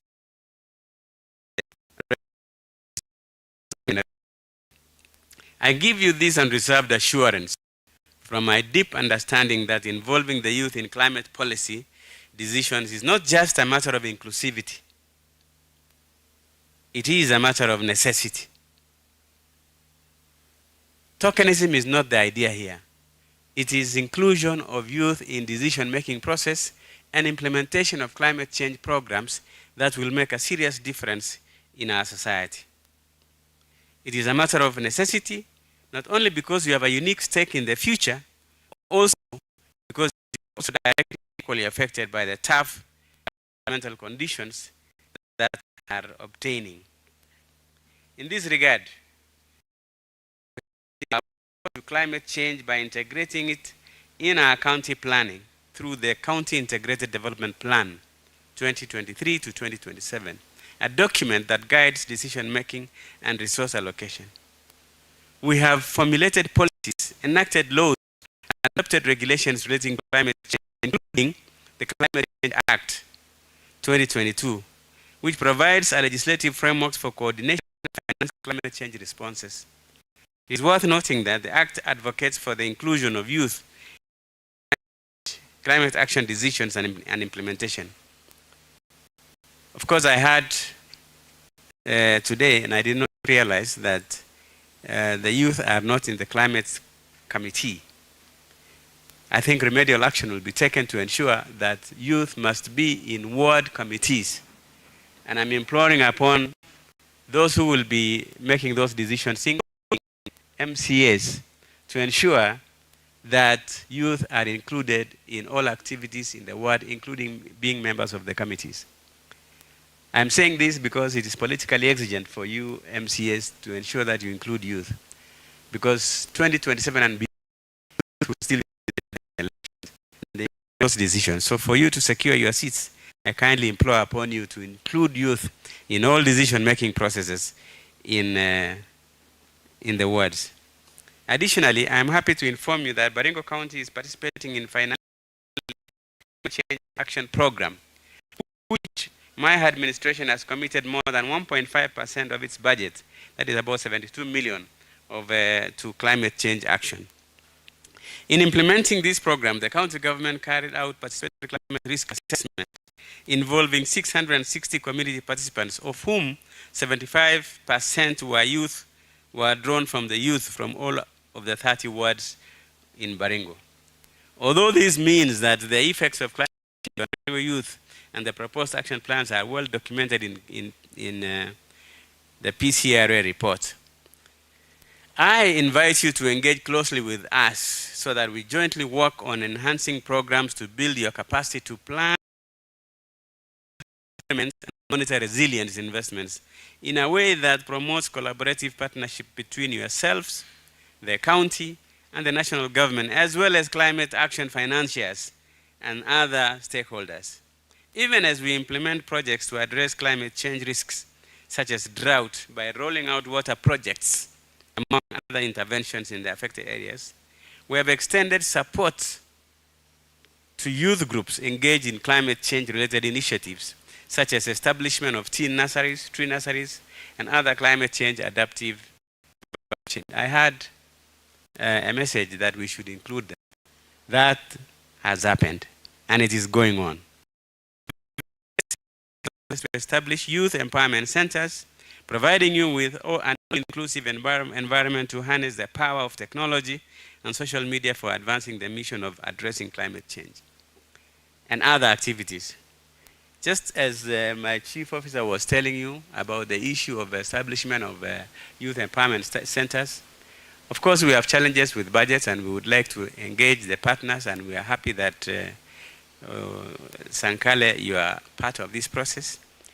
We will deliberately work together with the county assembly members as we go on to ensure that a budget component for operationalization, that's a very hard word, of these youth empowerment centers happens in earnest.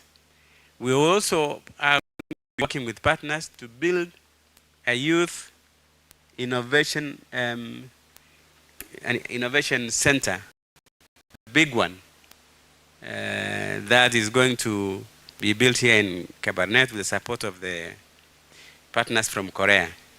Under the Kenya Climate Smart Agriculture Project, KSAP, for example, approximately 140 youth groups from 6 project target wards benefited from about 112 million shillings under their respective value chains. We have dedicated significant resources to establish youth empowerment centers, providing you with an all-inclusive environment to harness the power of technology and social media for advancing the mission of addressing climate change. It will accord you the opportunity to build your capacities in proposal writing and networking for funding. These empowerment centers are also not only for purpose. They are there for the purpose of creating employment. We are partnering with the national government to do laboratories. Their people can not only learn, but they can use those laboratories like the one in Eldama Ravine to access international employment opportunities through the internet. You don't have to travel to the US to get employed in the tech sector. In the times ahead, I encourage each one of you to assume a leadership role in advocating for climate change within your communities.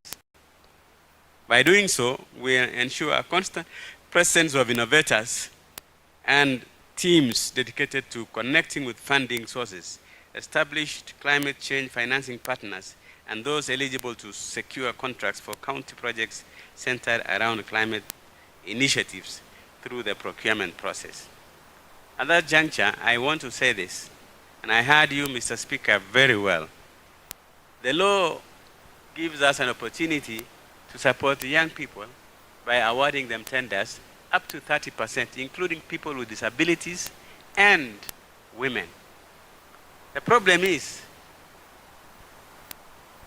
a lot of our youth do not take an initiative in applying for these contracts.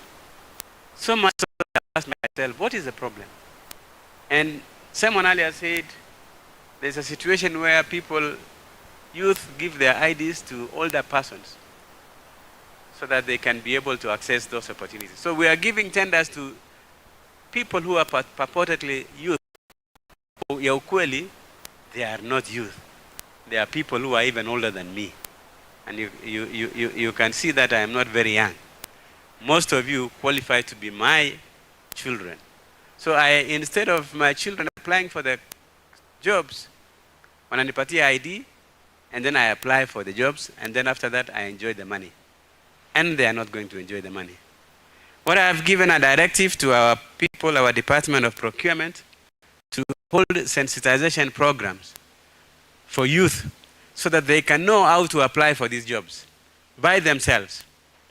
And more fundamentally important is that I shall be holding a meeting with banks in Cabernet to tell them to support youth in acquiring funds so that they can be able to do the jobs that they would like to do.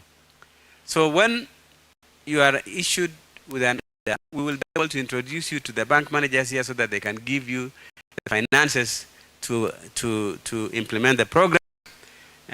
But we'll have a guarantee that all monies will be paid to the bank before it comes to you, because watu wengine wanakuwa wakora. They want to be given money, and then when you get paid, you don't want to pay. Hiyo ukora hatupeni. So arranging a training session, and maybe Sankale, because this is a youth program, your youth senate perhaps should finance a 2-day training of the youth on how to access contracts, how to participate in the procurement process and benefit with the 30% money that you are supposed to get.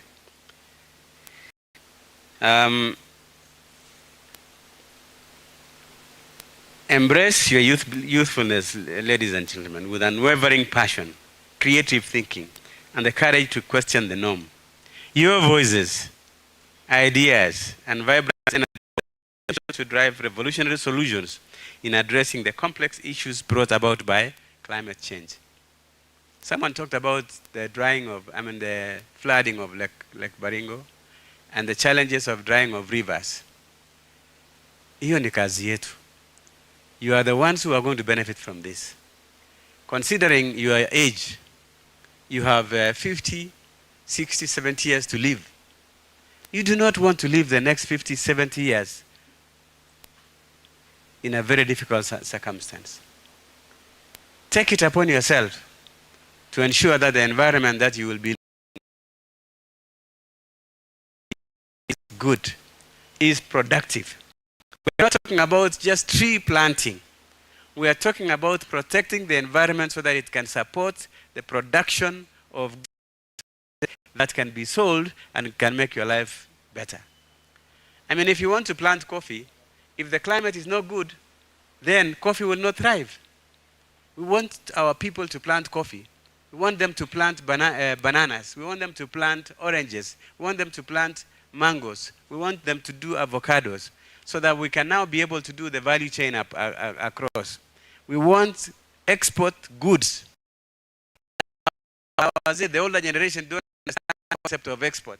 They don't understand the concept of foreign exchange coming back. You are the ones who are better placed.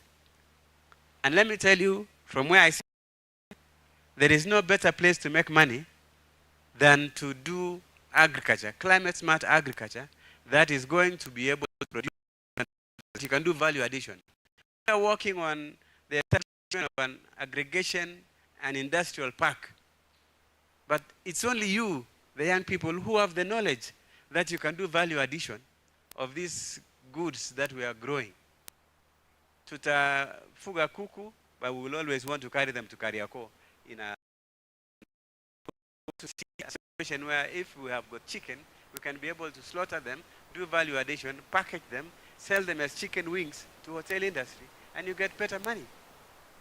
We want to get this avocado to produce diesel. We want to get sunflower or cotton seed cake to convert them into oil that can produce diesel oil.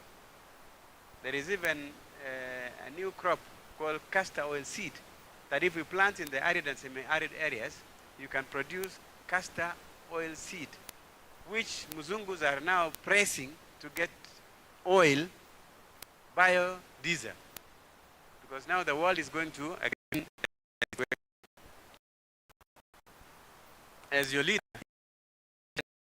you with a consistent platform that empowers you to actively participate in climate policy procedures and ensures your access to necessary opportunities for creating a difference in Baringo, a county known for great diversity. I have spoken about affirmative action, I've spoken about youth empowerment centers. These are issues that came up. And I have spoken about asking you now. Mine is to ask you. You're coming here, today is eye-opening. How does it feel to step on this red carpet? How does it feel to be part of these guys? I know they are getting out of the youth bracket. I had Saimo asking you, encouraging you to run for the county assembly.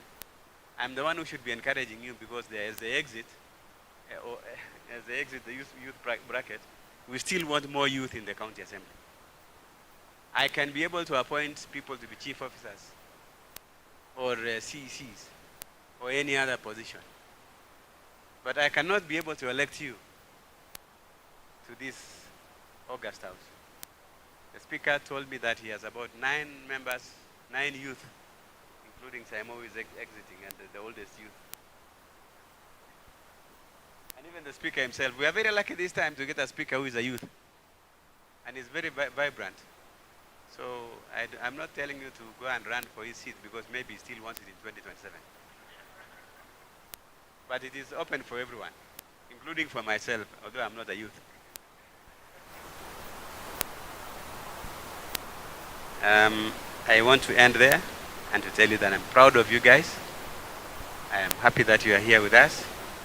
And I want to appreciate the County Assembly for welcoming you to a sumptuous lunch. This is a time that you can document in your diaries, that on this particular day, which is the 10th of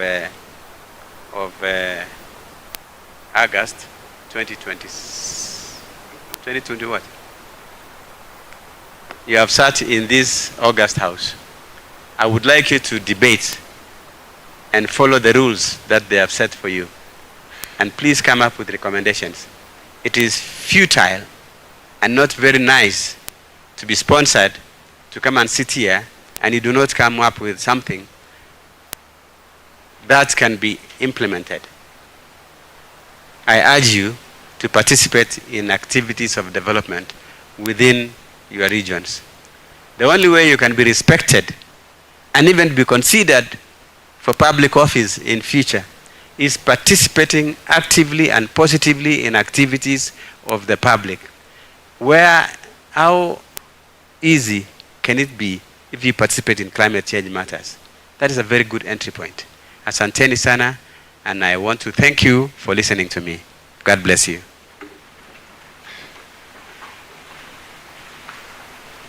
Asante sana, Your Excellency Governor, and you may be seated. Yes, Asante, because you have told them that you are willing to implement the recommendations. And let me give you leakage. The roles of the governor are in Schedule 4 of the Constitution. So if you do everything within Schedule 4, then trust me, His Excellency the governor will implement it. So as you start your afternoon session, please take time, look at Schedule 4, and if all the recommendation will be within the 4 corners of Schedule 4, then trust me, when you come next year, you will see the fruits of what you have done.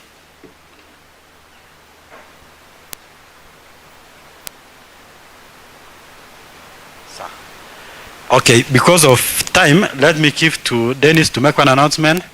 Then this will be the order, because you are in a house, to fanya rehearsal kidogo. Once Dennis finishes with the announcement, when I'll say order, you all upstanding, we wait for the governor to go.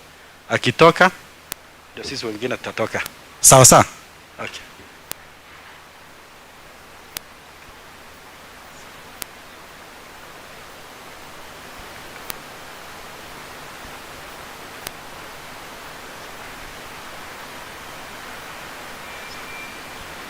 Okay. Dennis made a polite request, Governor. These are young people. 78,000 of the food started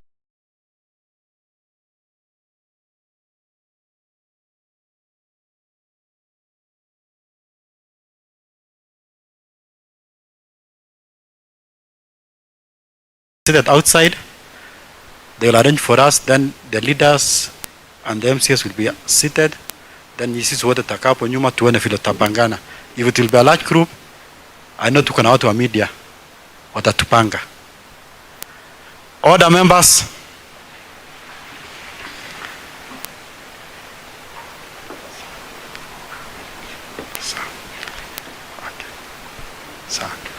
This house stands adjourned till 13-15 hours, where you will resume for election of your leaders. Thank you.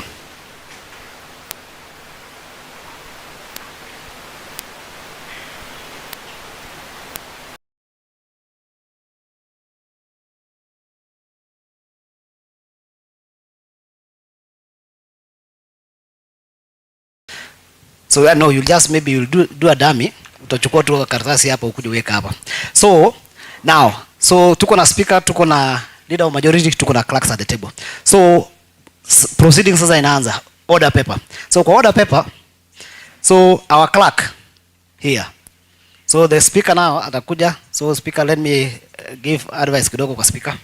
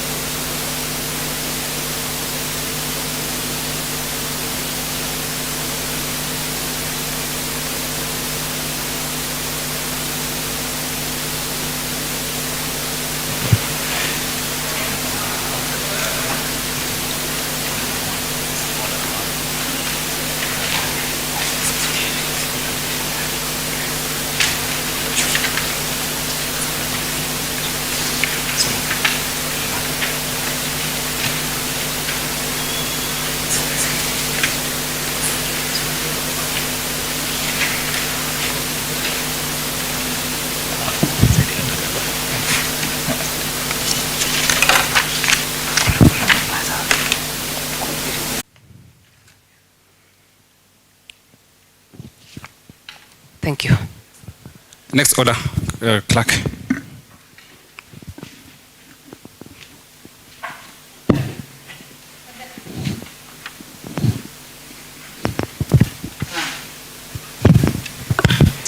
Order number 6, notices of motion.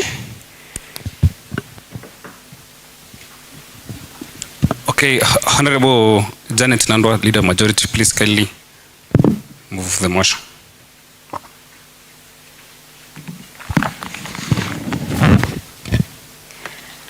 Honorable Speaker, I beg to give notice of the following motions. The first one is the debate on the address by the Honorable Speaker. that thanks to the Baringo County Youth Assembly be recorded for the exposition of public policy contained in the address of the Honorable Speaker on strengthening the youth voice on climate change, related policy process, and access to the finance for climate action. And I would wish to reiterate that the Speaker to the County Assembly of Baringo urged the youth to... You're not speaking on my behalf. Oh, just, 100 member. And the second one, we have a notice for the debate on the address by His Excellency the Governor, that the thanks to the Baringo County Assembly be recorded for exposition of public policy contained.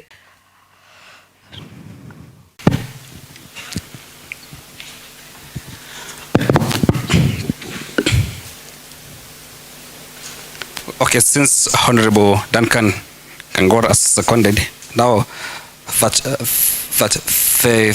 thanks to the Baringo County, I now propose the question that thanks to the Baringo County Assembly Youth Assembly be recorded for the exposition of public policy contained in the address of the Honorable myself, to strengthen the youth voice on climate change related to policy processes and access to finance for climate actions. Now, honorable members, the debate is open.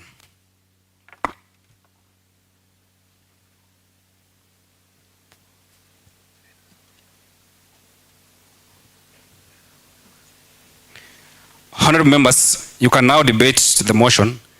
Any contributions from the members? It's now open to members.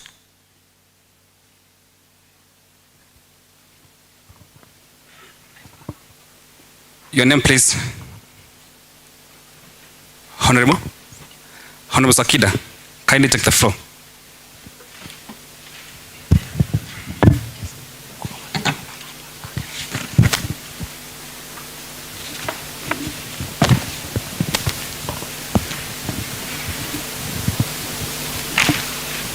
Other members, I see Honorable Edwin Kiprono is unrest.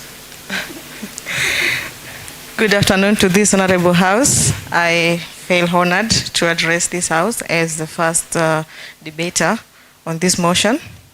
I appreciate the contribution by the speaker on the agenda of the day, but I have 2 points that I need to maybe emphasize on or just share my thoughts on.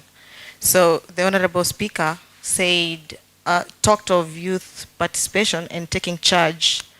I would like this house to recognize that although youth try to take charge in these matters, we are quite disadvantaged in the sense of the people, for example, in terms of if we are going to venture into smart agriculture, the people who are the owners of the land are not the youth. It is our parents, it is our grandparents. Right now, when you talk to any youth, most of the amount of land they have, it's just maybe about a plot that maybe they acquired on their own. So it is important to recognize that as we push the youth to take charge, we must also encourage our elders to allow us to take this charge by being contributing in the manner in which the land is used for production, so that we can venture into smart agriculture. Otherwise, we'll just keep on just farming maize on and on, even as it becomes disadvantageous for us and we cannot move forward. Secondly, on the same point about youth engagement, there is a problem, especially in the county, also in the country, in the sense that youth organizations or tend to be a bit amorphous.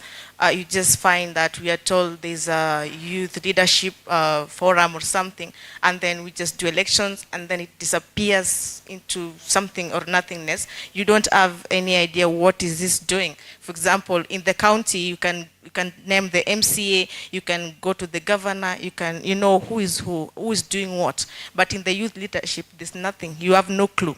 So we must strengthen these institutions that within the youth leadership circles, so that they're able to really do what they should.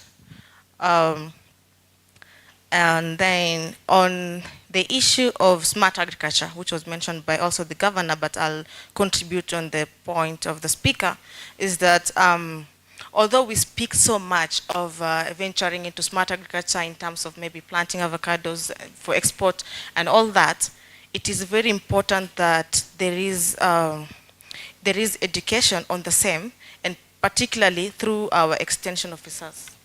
That is lacking majorly, and you find that very few, and it's almost become elitist, so that you find the people exporting the avocados are just some sort of elitist people get the information and the means and how to export and all that. So we need to really send out our extension officers to seriously engage with the population, and also set up farms that we can use for benchmark, so that other people within the communities maybe say, we have nyumba kumi, then we should have one house within maybe 10 households that actually are picked to venture into this kind of agriculture, so that they can be emulated by the rest of the community, and we can move forward in trying to combat climate change. And my contribution now, as I conclude, is that we need to recognize that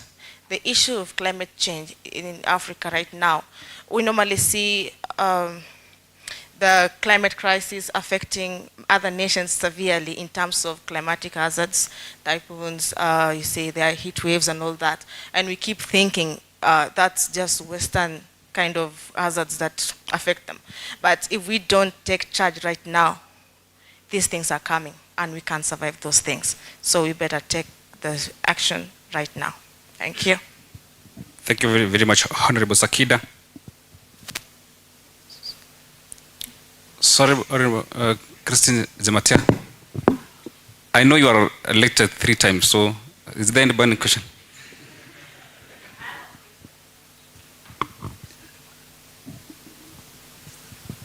With standing orders for the House, please. Which standing order? Which standing order?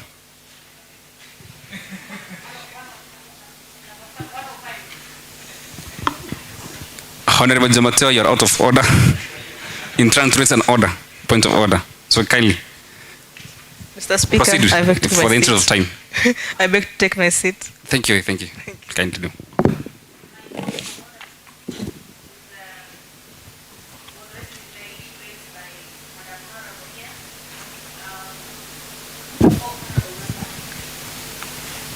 You were 3 times member of county assembly and you're still. Sorry, Mr. Speaker.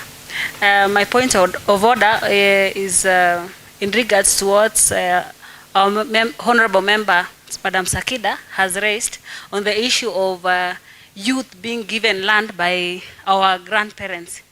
My point of order is, remember, we have youth who live in who are squatters, like in Bondeni area. Honorable Christine Jamata, kindly, you'll still have your time to speak. That's what her point. We need to respect someone's opinion. So when you have your time, you'll contribute in regards to what. Okay. Thank you.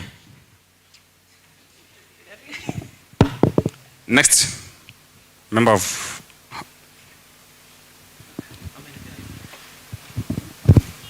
Maybe on my right, then you'll come back to the left side. On my left side, because Honorable Sakida spoke just from the other side. Let's have Honorable Festus Mutai. Let's come back to you, Honorable Zafania.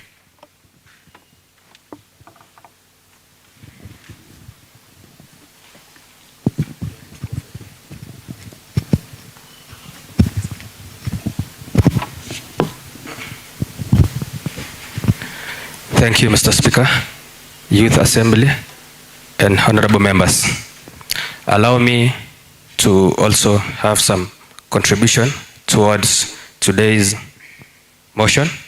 But before that, my name is Festus from Barwesa Ward, and as a youth leader, I am also a youth rep of the FLOCA program, which is financially led climate action. So according to today's motion, which is the agenda, I believe I play a central role. let me say 2 points at the interest of time. Number one, from the place I come from, the main cause of climate,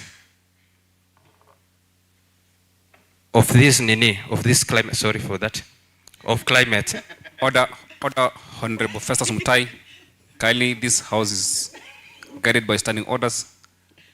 If you're speaking in English, kindly speak in English. If you want to switch to Kiswahili, please speak in Kiswahili. Thank you for that, Mr. Speaker. The main cause which affect us mainly is mostly drought and environmental degradation. And it affects many parts of our county. And allow me to use my ward, Barwesa ward, as an example because that's where I come from. Number one, Mr. Speaker, we have a problem when it comes to soil erosion in our Kerio Valley belt. This soil erosion is caused majorly by two things. Number one, as farmers, they do overstocking. Because in the past, they used to believe that when you have many cattle, you are more richer. But now, as the years go by, it is the same cattle or animals which cause the soil erosion. Number two, people do deforestation. People might cut down trees to use for timber, or even some use to burn charcoal as an alternative source of income. So today in this floor of the house, I would wish to raise my suggestions. Number one, the county government, through you, our Speaker, Youth Assembly, that we need the county government to provide for the youth an alternative. Point of order. Honorable Munyaria, you don't speak.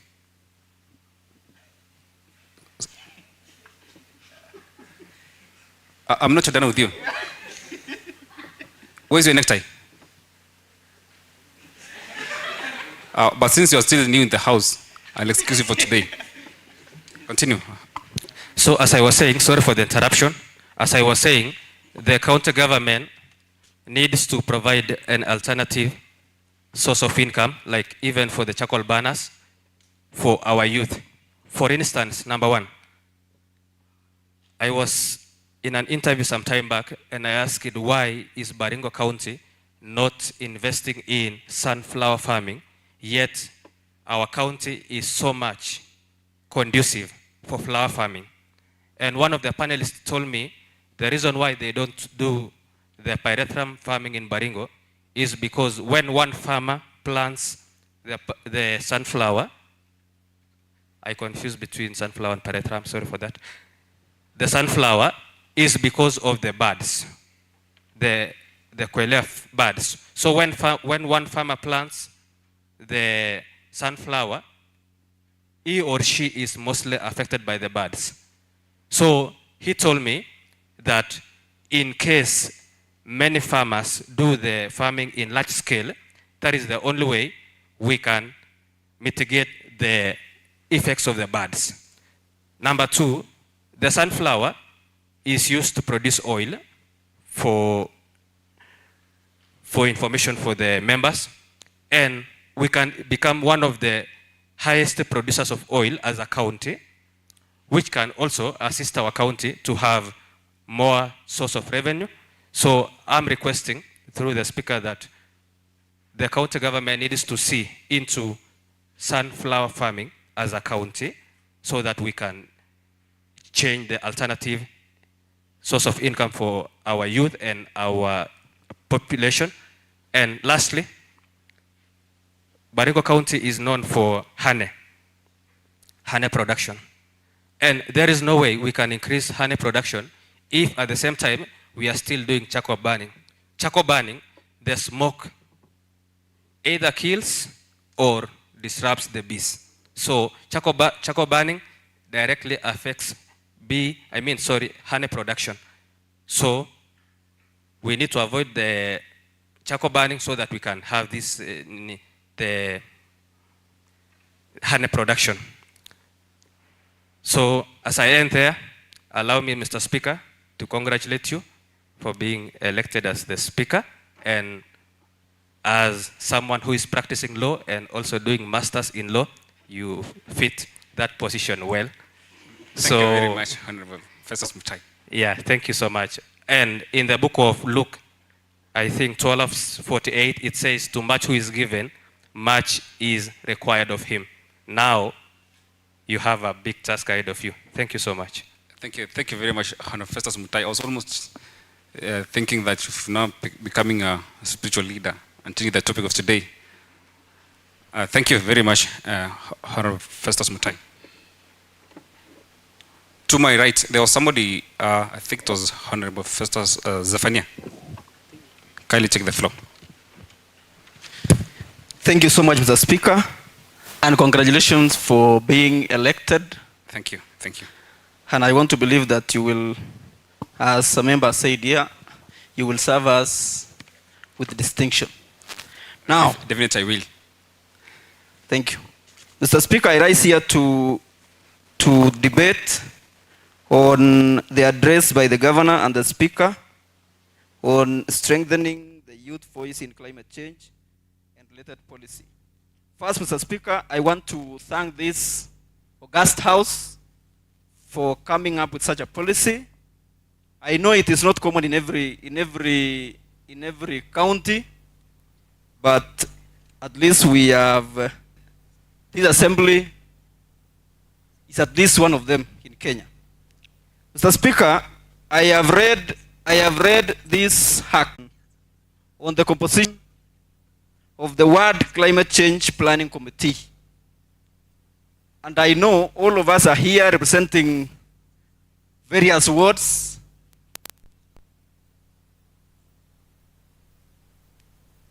Sorry, Honorable Sakida. What's your point of order?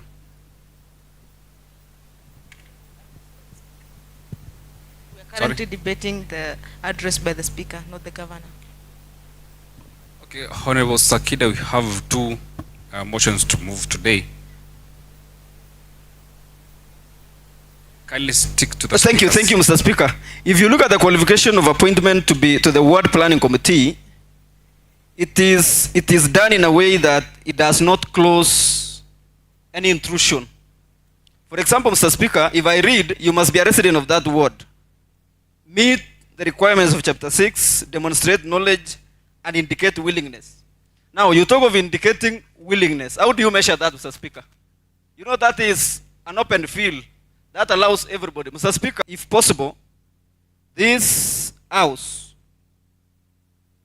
give a recommendation to amend this act so that it clearly indicates that it will be one person who will be selecting the entire list. Mr. Speaker, number two, Mr. Speaker, on the issue of conservation, I'm the Deputy Speaker, by the way. I come from Mochongoi Ward, and Mr. Speaker, we're having our party in conservation, Mr. Speaker. We in Mochongoi Ward, and I'm saying this so that the rest of you can pick up from us, because cumulatively we make a county. We have a number of conservancies and wetlands. Unfortunately, Mr. Speaker, we are not receiving the support from county that is commensurate to the efforts we are putting. For instance, Mr. Speaker, on our lower part of the ward, we have about 3 conservancies. And these conservancies have never received any allocation from the county government to help us in even in closing the areas and maybe planting more trees and doing conservation. We have a number of wetlands. Of course, I know you know Lake Bogoria. And Mr. Speaker, if you move across Mochongoi Ward now, you will realize that even the upper part, the parts of Kabel and some environments around that area,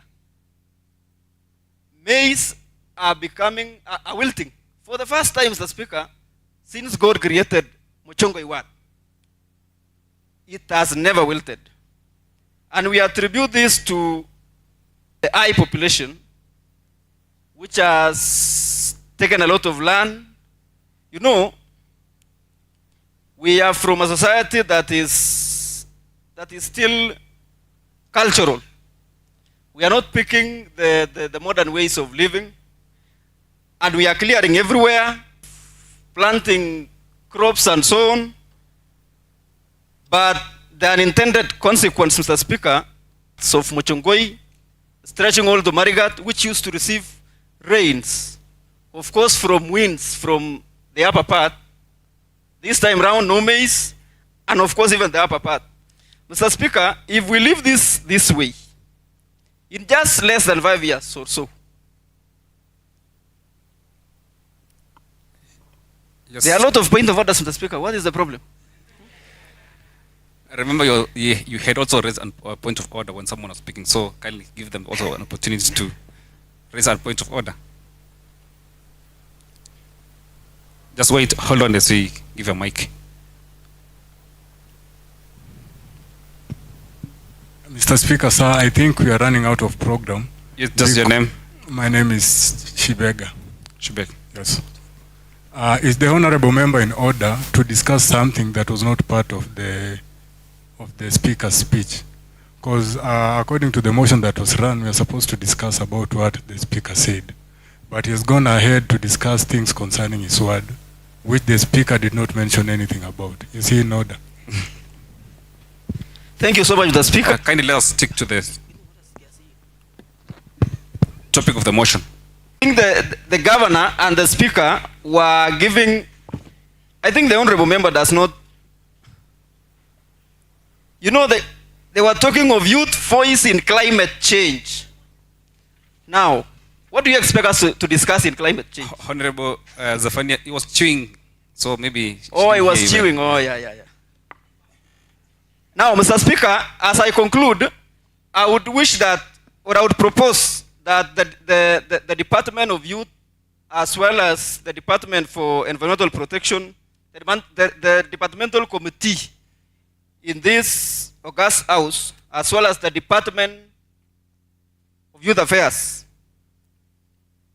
should at least, even before we talk of growing trees and doing all those mitigation measures, Mr. Speaker, it is better we cause a behavioral change first. Because today we are talking of sourcing funds for protection of our environment. Now, why are we protecting this environment? For who? Mr. Speaker, I think it is high time we cause a behavioral change first. Mr. Speaker, number 2 is on Bunge la Mashinani. Bunge Mashinani, areas that we need to open up, Mr. Speaker. Today, I will be very happy if, for example, in Baringo South, instead of hosting it in Marigat, Mr. Speaker, we can host it in Arabal, Mr. Speaker. We can even host it in Chabenyini, Mr. Speaker. So that at least those people begin to feel the government. Lastly, Mr. Speaker, is on youth empowerment centers, which I heard that for Marigat, it is still under construction for about 7 years, Mr. Speaker. Because I remember it was initiated 5 years during the first term or when the county government came into effect. To date, Mr. Speaker, it is still under construction. I know even the previous government used to talk of the same, Mr. Speaker. I would wish that the department take this seriously. Although, Mr. Speaker, I have a lot of faith in the current government as opposed to the previous one, because this is, at least we have a technical person who understands procedures of government. Lastly, Mr. Speaker, is on... That was second last. I thought we have 30, they are, Mr. Speaker, they are... Kindly, there's a burning point of order from Honorable. Mr. Speaker, time is running up and we are talking of a lot of orders. Time is running up because you're just giving us the. Thank you, Mr. Speaker. I rise on a point of order. Congratulations first for being elected. Thank you, thank you. You deserve the position. Thank you. Secondly, is the honorable member in order to say that the previous government was not in order? Thank you. What brings him to this attention that this administration, the current administration, is much far better than the other one? Thank you, It's high time we need to believe in government. I know you're the first time MCM of County Assembly, so always in every. Mr. Speaker, I think. Kindly finish in 1 minute. Yes, I'm finishing. Mr. Speaker, there was election. There were election before you came to this house. There was an election, and the answer is, of course, you know the results. Therefore, the previous and the current, which one was better than which? Thank you, Mr. Speaker. Honorable May God bless you, and congratulations for winning, Mr. Thank Speaker. you, thank you. I also wanted to contest. Currently, order members. There's some points Honorable Zafani has raised. Number one is the issue of conservancies. I think you mentioned about the county government not supporting. But Honorable Zafani, you know that you are in that position. Every ward is being given 30 million for the development. Kindly, so maybe you can get some amount in that 30 million to add in your conservation of your conservancies. And then secondly, the youth committees and the local committees. I think you are the member of County Assembly for that place. Maybe you should have taken part in ensuring that the young people are in those committees. Because as a member of County Assembly, that's your role, to make sure that every person is included. And then there's another thing, the issue of Bunge Machinani. I think that's a new project that we're going to do. It's something that we've not implemented. We're going to start for that for the first time. So maybe for the issue of finances, we lack resources, but means that we have. So for the first one, we say we're going to have the first one. So maybe that one, we get a few people to participate. And then the issue of youth empowerment centers, I think that has been addressed by the governor. We've given a grace period of 2 years to make. Thank you so much, Mr. Maybe Speaker. your point I have a point of order. On what? And On mostly point of concern. Mr. Speaker, I think do you have a point of concern or a point of order? Of order. You know, a point of order is much important than a point of concern. Which is so I deal with so, order, Mr. Speaker, concern. I think we are spending a lot of time, and we have several motions to discuss. So I wish you could set a time limit for every member who is willing to speak, so as we cannot waste a lot of time. Thank you, Honorable talking too much. Thank you so much, Kandia. Mr. Speaker, and Pongezi for being elected.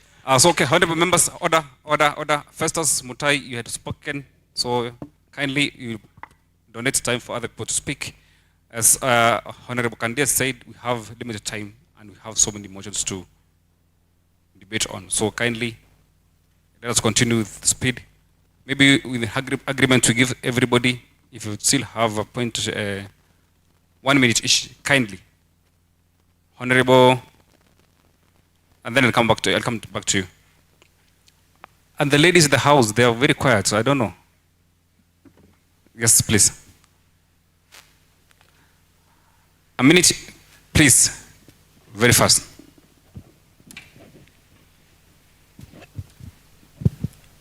Thank you, Mr. Speaker, sir. Before I proceed, I think it's unparliamentary for Mr. Speaker to allocate time to members without moving a motion. We agreed 1 minute each, starting from you. It's against the standing orders. To embark on the speech of to give my contributions. Your name, please. Your name, Honorable. Yes, I'll go that. I'll go to that. My name is Kalule Pario. I'm the youth senator for Baringo, and I also double serve as the representative for Ilchemus Ward in Baringo South. And I wish to give my contributions to the speeches of the Honorable Speaker and the Governor with regards to the theme of the day. We're doing one by one, so the first is for the speakers.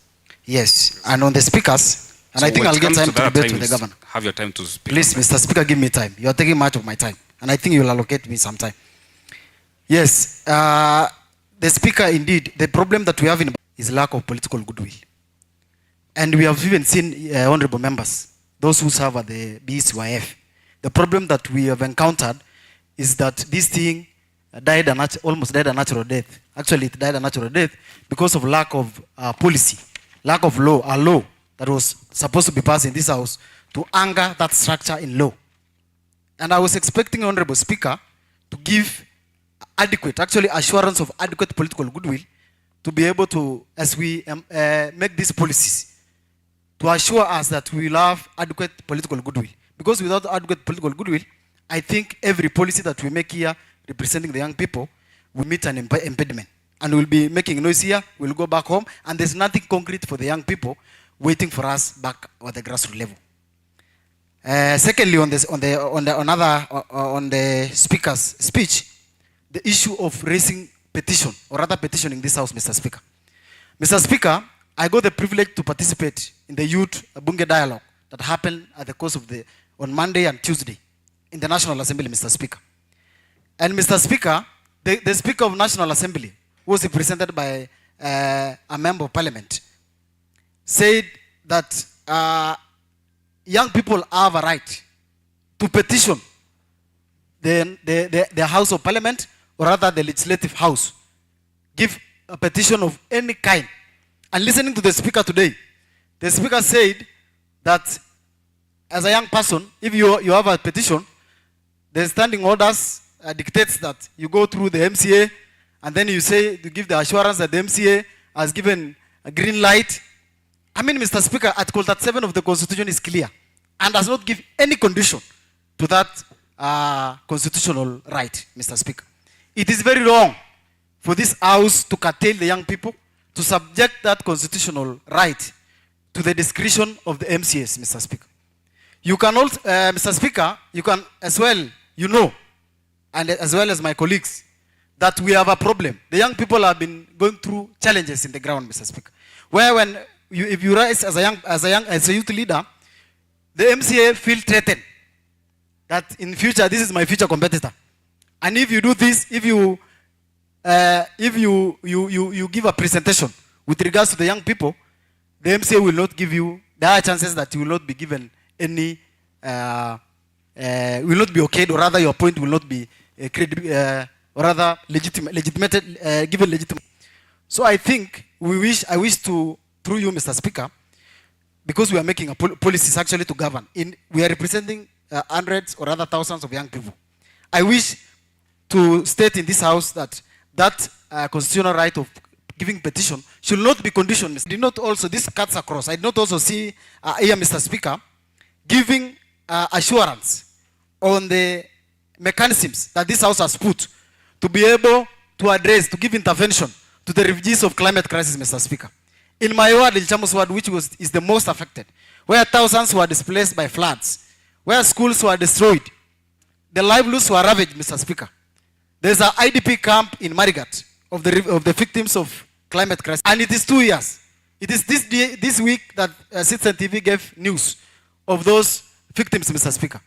It is 2 years. Those victims, the government has not given any intervention, and they have been left to survive under the mercies of well-wishers, Mr. Speaker. I think this house needs to put interventions and mechanisms to be able to ensure that at least we do either compensation for those, or we give sustainable livelihoods to those victims, Mr. Speaker. Thank you, Mr. Speaker, and I congratulate you for being elected, though I did not vote for you. But you know, of course, Thank you. we will have by birds and talks. Thank you, Honorable Lepararia. First of all, kindly, just I want to make a point. You talked of the issue of young people being involved in the activities of I think as a member of Counters for the young people of Baringo. Secondly, you talked about the petitions. Actually, standing orders, Baringo standing orders, section 199, and I read, states that for purposes of this part, a petition means a written prayer to the county assembly by a member of public requesting the county assembly to consider any matter within its authority, including enacting, amending, or repealing any legislation. So I think, I know you're still new in the house, I'll still give you the time to go and read the standing orders, or have any issue. Point of order, Mr. Speaker. It is very wrong for you to quote the standing orders, yet the constitution has given precedent. And the constitution is very clear. Anything that, any law that is inconsistent with the constitution is declared null and void, Mr. Speaker. The standing orders of Baringo have been made or formulated based on the Constitution of Kenya. So customary law, which is inconsistent with the Constitution, is null and void to the extent of the inconsistency of the Constitution. So I know that part very well, Honorable.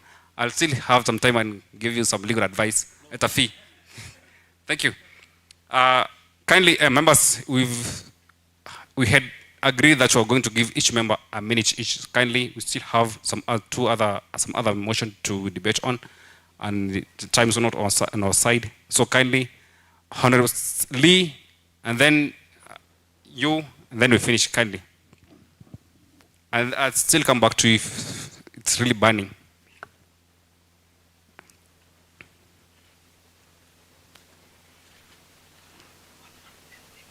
Kindly, 1-1, and then we move to the next motion.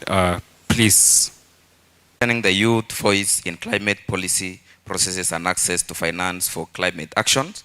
And first, I want to appreciate the financially, locally led climate action program, FLOCA, because they had, in their 7-member committee, they had one allocation slot for youth. And I think the youth are represented well there. And on the climate action, on the climate change, I want to say this. The youth are the most vulnerable because when the climate change effects hits, it hits differently in different stages, and the youth are the most who will suffer because when there is a shortage of food due to shortage of rain, due to climate change, of course, the cost of living will go up. And you know, most youth or the higher percentage of the youth are not employed.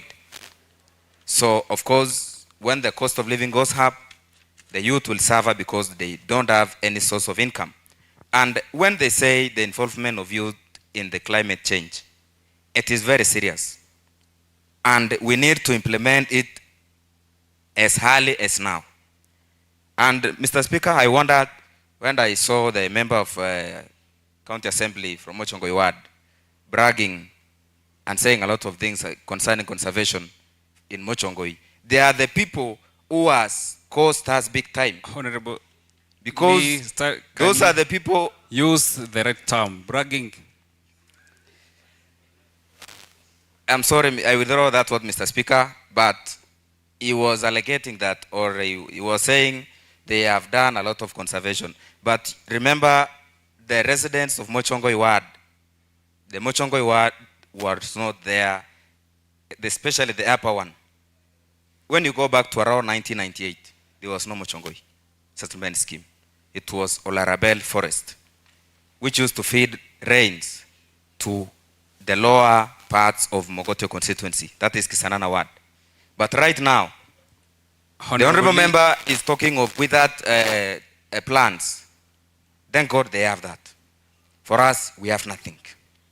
And I think it's high time, and I appreciate because the effect has reached their residential area, they will start conserving.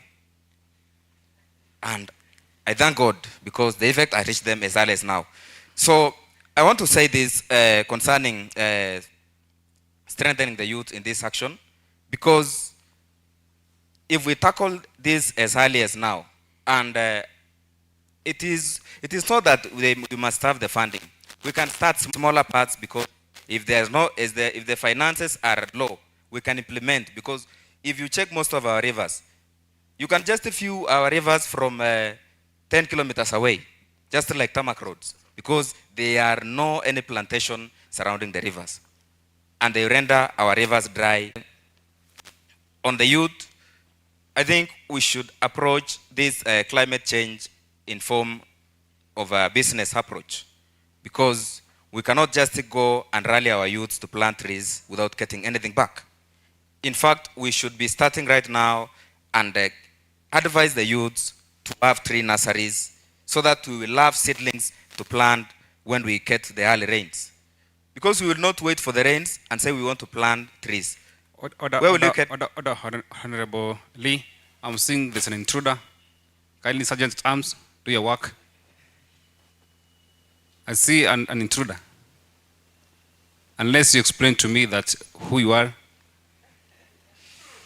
gentleman who walked in right.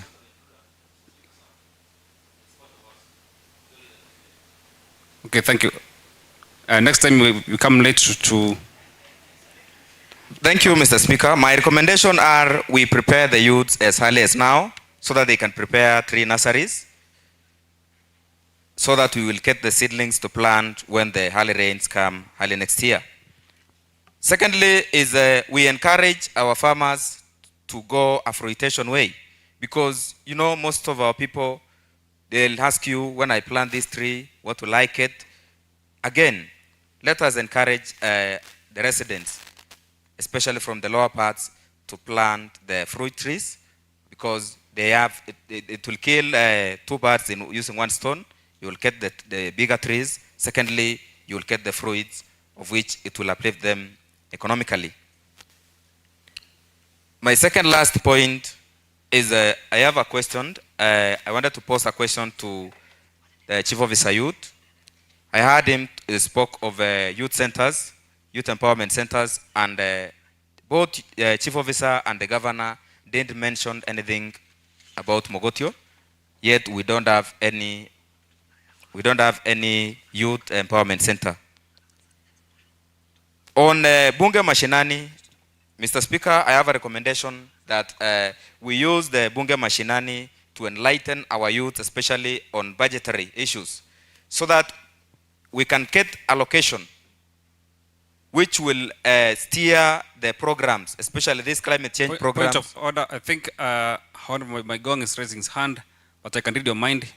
You are trying to say he's repeating what Honorable Zafani has talked about, the issue of Bunge Mashinani.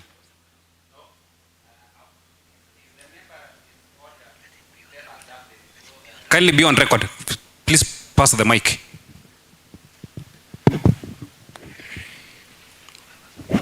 I'm asking if the member is in order to be telling us that before you speak, Honorable Maigong, I think all members, you need to understand or to be aware that we are being recorded on Hansard. So it's very important that you use the mic whenever you speak. Noted, Mr. Speaker. My name is Jonathan Maigong, member Cabernet Ward. I want to ask if the honorable member is in order. Are you asking a question or making a point of order? No, I want a point of clarification from the member. If he is in order to be telling us that there is no youth empowerment center in Mogotio, yet I know there is there. You're only allowed to make a point of order through the speaker.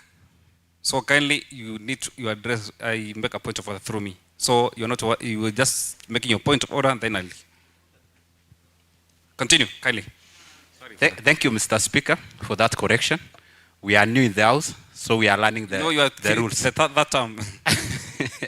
So I know that there is a youth empowerment center, which was being equipped even by and renovated by national government. So I don't know if the member is aware that there is that. Thank you very much, facility. Maigong. In fact, Honorable Lee is wasting our time. I think he's need to do much research about Mogotio. Mogotio sub-county has the only operational youth empowerment center. Honorable Lee. Mr. Speaker, Kindly I am not new to my sub-county. I'm aware there is a very small youth empowerment center at Hemining, which was constructed by the national government far back in 2008. But the county government, you cannot compare the Hemining structure with the youth empowerment centers, which has been built in these several sub-counties. Honorable Senate Lee, I think the national in collaboration to make sure that they do the empowerment what center it takes to make sure that I think is maybe a small the one. point one, maybe with time you need to go to public participation and make sure that another one is being. For the essence of time, kindly conclude. For the essence of time, I will wind up by saying this. Something concerning the youth policy.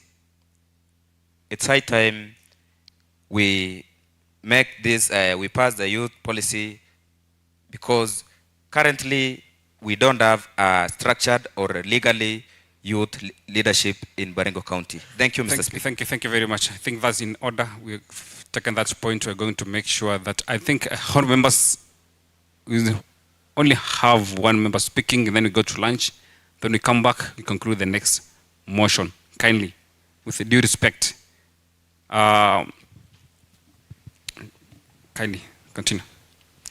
Thank you, Honorable Speaker and fellow honorable members. My name is Judy Kipkenda Sakala from Eldamaravine Ward, from Eldamaravine Sub-County, Lembus Perkera Ward.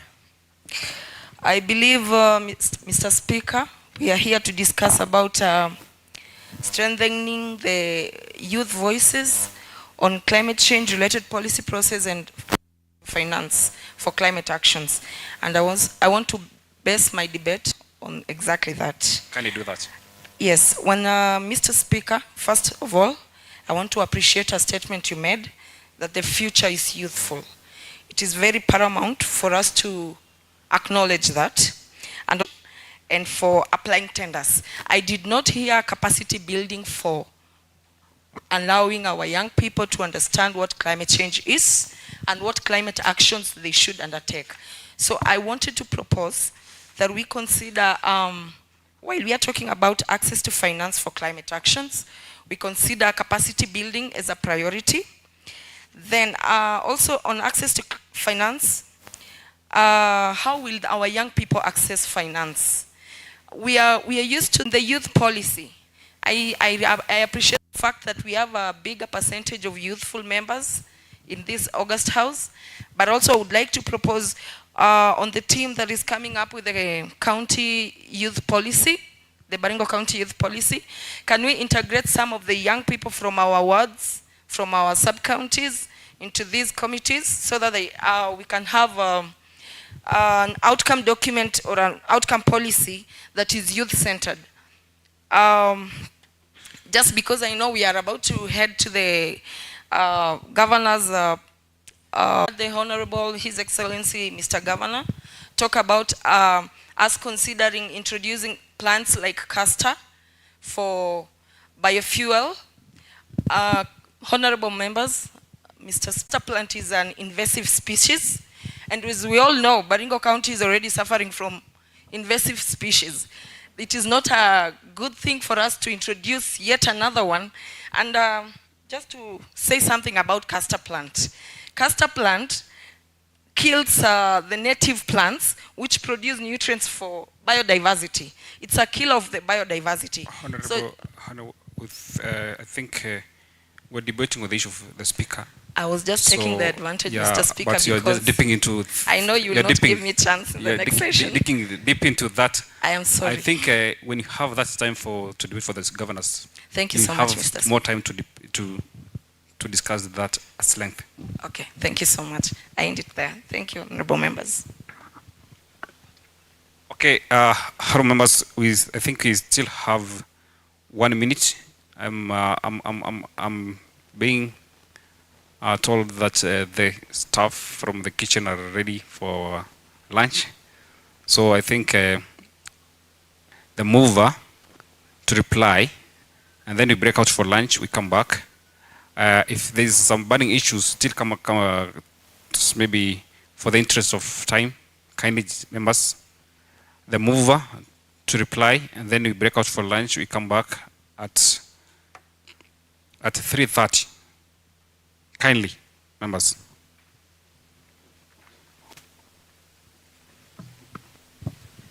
Thank you, Honorable Speaker. I want to thank all the honorable youth leaders for their contribution to the motion. And I would like to say that the contribution would go a long way into the theme of today. And just to mention something small to Honorable Lepario, if you were keen to the speaker's speech, he said that when you have a burning issue at the ground, you reach out to your member of county assembly. If he doesn't act in accordance to your wish or in accordance to your wishes, then you do a petition to the county assembly, not through the member of the county assembly. I wish to correct that. maybe we'll meet behind the tents and talk about that. Thank you so much.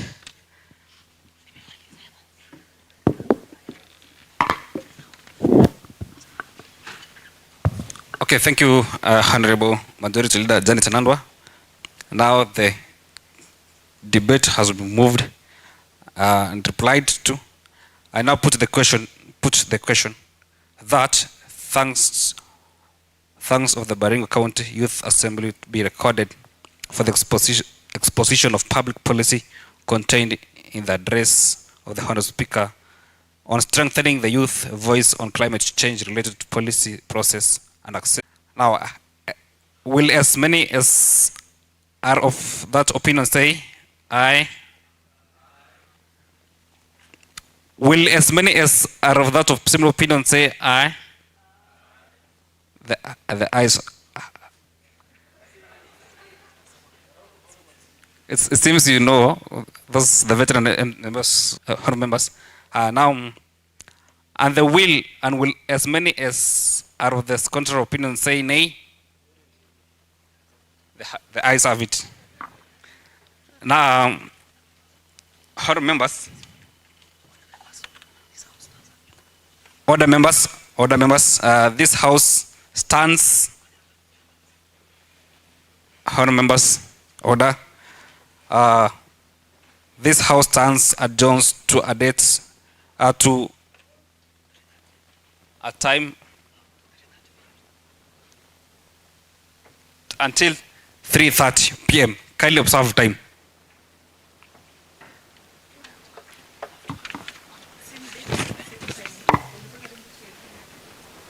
Okay. The afternoon session will start at 3:30. 3:30. The venue is here. Sawa, karibuni for lunch.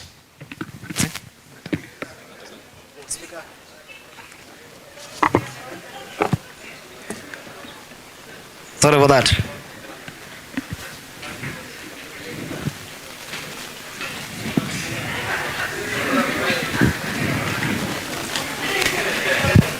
Okay, now welcome.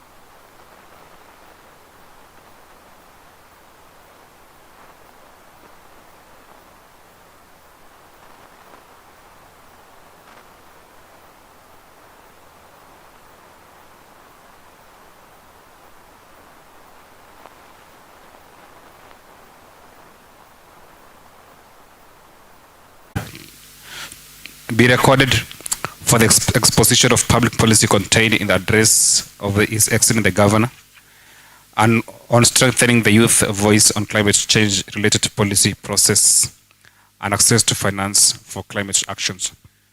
The debate is now open. Honorable youth leaders, kindly debate the motion. Any contributions from the members? I now give, actually, for the interest of time, I'm giving this part side 2 people, 1 minute each. This side 2 people, 1 minute each, because we still have speakers from Youth Senate Kenya making their speeches. We still have a friend from Horn of Africa, and still have the Department of Youth. So kindly bear with us. If you get an opportunity to debate, kindly observe time and minutes. Strict, direct to the point, and recommendations, because we need to have concrete recommendations. I start with Victor.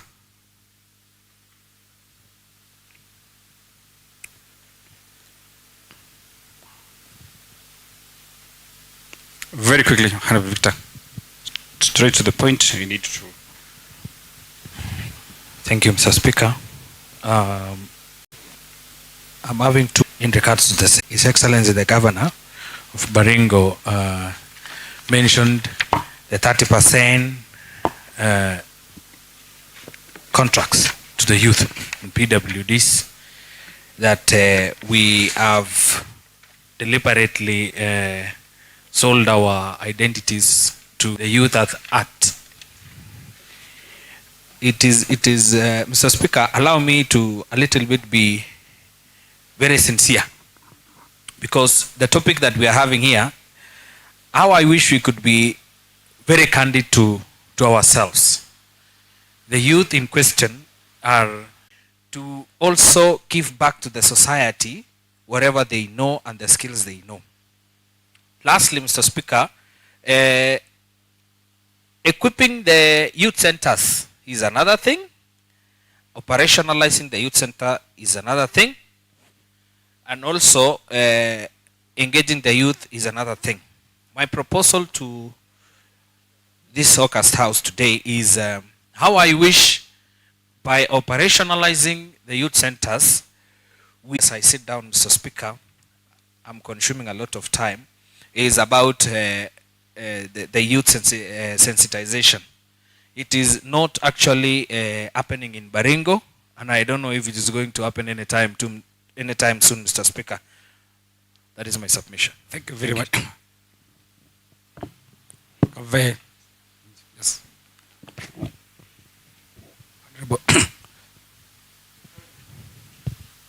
Thank you so much, Mr. Speaker, for giving me this opportunity to make my submissions. First of all, greetings from Tiati. We as Tiati, we are very impressed because of what is happening there in terms of youth. We are happy to have the Youth Innovation Center, the Youth Empowerment Center. Your voice, I understand it's raining. We are happy to have the Youth Empowerment Center in Tiati. It is really helping our youth, and it is going to help expose them to the outside world. In relation to innovation, I was very impressed about the speech that the county is already having some South Korean people who are interested in empowering our innovations. So in relation to that, I'd like to request that these innovations from our youth, we can be able to protect them and also nurture them as a county, such that, you know, most the youths have innovations, but mostly the capacity is where the problem comes in. So we would like to encourage the county to embrace those innovations and to grow with their innovations. And lastly is about the water projects. Water is a key sector that could steer our county into realizing and also combating climate change. So I would like to encourage the county to invest in water projects, as the way the governor himself has attested that he is committed to that, so that we'll be able to grow our own selves. Thank you. Thank you. Honorable member. cover something, just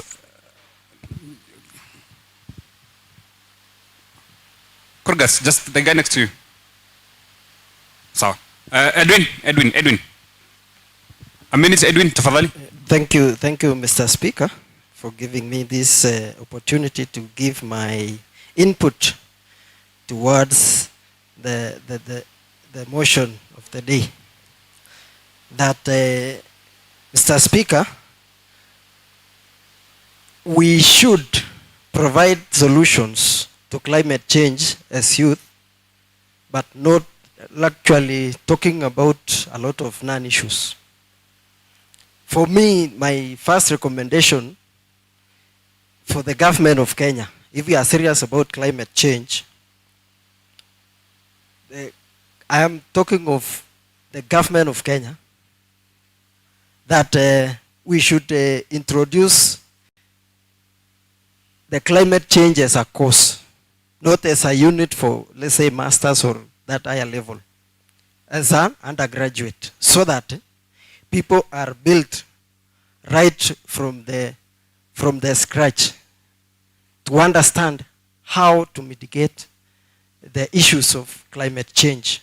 Because we've seen so many useless courses like community development, which are not assisting. Now you have papers. Yes, there is a big debate in the national that there are some courses which are not assisting you in any way. You studied something like community development, you end up in an empty operation. Please make your point. Yes, so that's my point number one. Number two, Mr. Speaker, is to mitigate the issues that are within us. First, we must understand, in line with Copernicus, we must understand as a county the land cover types that we have for us to mitigate the challenges that will come, and also to understand the land use that we have. Those are the resources that we always cry when climate change effects strikes. It's about the land issue, land degradation, displacement. It's about the land. On empowerment issues, there was a bill that was passed in the year 2020 by this assembly. Mr. Speaker, it was sent by the governor, the second governor of Baringo County, in December 2020, that allocation of development fund was 2 million for the youth, 2 million for the women, and 2 million for the people living with disability. And I would wish that this money be allocated into income generating activity for the youth in line with environmental impacts. And in lines to do with tree nurseries, we have fruit trees that we can actually embrace, earn a living, and then build resilience on the climate change effects and actually improve our environment. In the end, we shall achieve the food security that we yearn for. Mr. Speaker, as we get serious that way, we must also embrace the innovations that come by through the climate change. Right now, you may want to have some fresh vegetables in Garissa or in Baringo. Some parts of Baringo are totally dry. And we should actually embrace some technologies like the kitchen gardening or the pyramids. Those are plastic material that can be converted into a small kitchen garden, so that you have your fresh vegetables and so forth. Thank you. And as I conclude, the green energy is inevitable. And when we talk of the biofuels, I heard earlier on that there was an issue of saying let's not embrace the castor plant. But the issue that was raised with that point does not actually cannot affect us because it was rejected in the United States. Simply because in the US, they are much more developed and there is no bare land in USA. Thank you. But in Baringo here, Mr. Speaker, I wish, yes, my minute is over, but I wish to give some good information that will assist us in future. Okay? I hope I did not give stories. So here, our situation is that our lands are bare. There are some microorganisms in the soil that wish there was even a leaf at the top of the soil to cover them from that heat. So let's embrace whatever grows, even if it is castor plant, so be it, because it does not affect our environment. In fact, it is assisting us. The cover crop types that I was talking about. So thank you, Mr. Speaker. I know we you shall still engage have more. Some more points. You can still do written submissions to the clerk so that your points will be captured. Just, you gentleman, I was to give you the mic.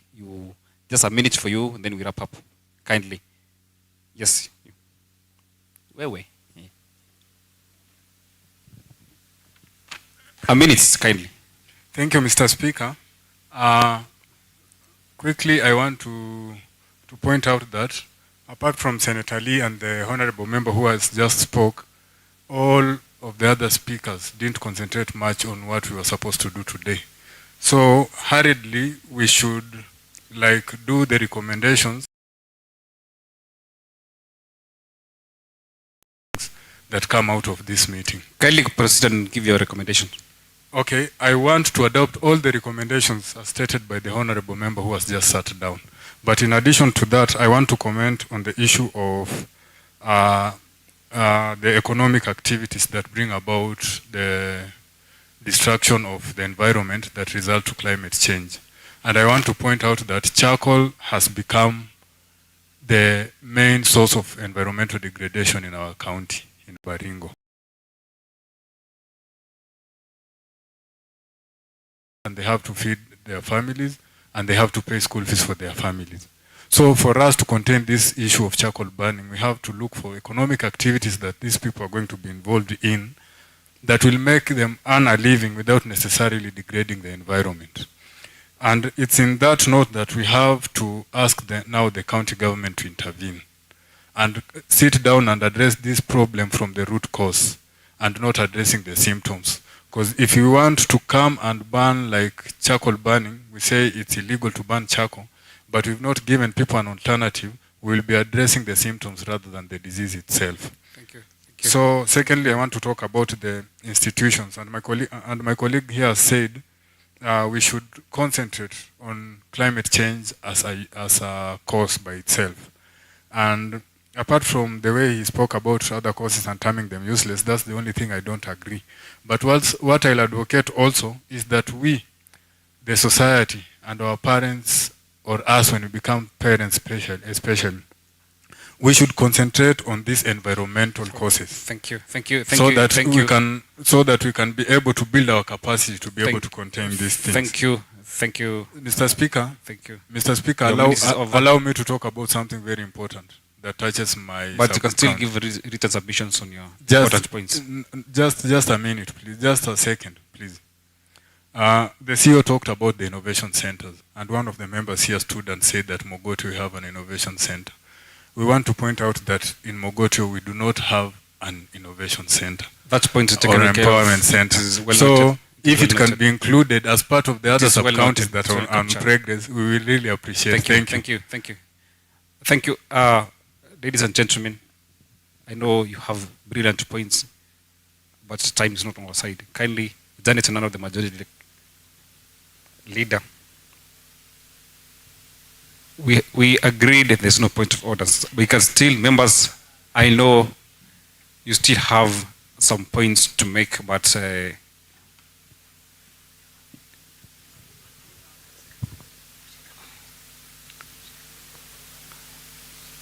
maybe we can agree on modality on how you'll do, because I'm seeing about 4 hands. So, Edwin Kiprono, you have spoken. Please, I'm not going to give you time. Nope. Not.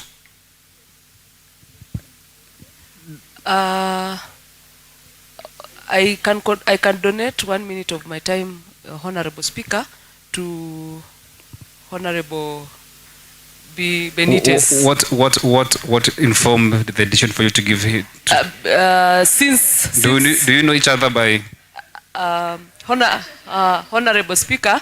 Okay, thank you. Since we came back from the break, he has had his hands up, so I'll donate 1 minute of my time.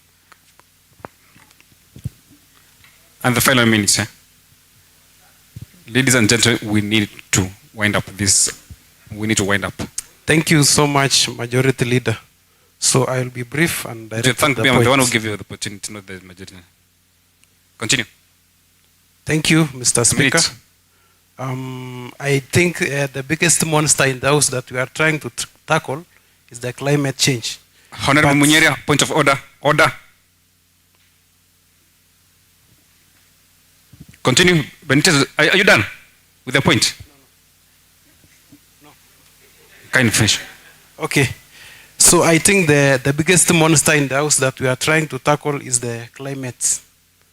But it's unfortunate that majority of our members, they have not, apart from the honorable member from Mochongwe, he has really talked about the climate change, and my friend from the other side. But regarding the governor's speech on climate change, I think I have a lot of notes, but I will just make sure that I use less than 1 minute to explain. So beginning from the members in the house, I think the biggest monster that we really wish that every member in this house understands is something to do with climate change, because if you tell someone about climate change, they are just thinking about replanting, and that is very wrong, because an environmentalist like me, I'm myself an environmentalist, and I could feel so much disappointed if you could not donate to me even a single minute to say something about climate change. We've heard about COP27.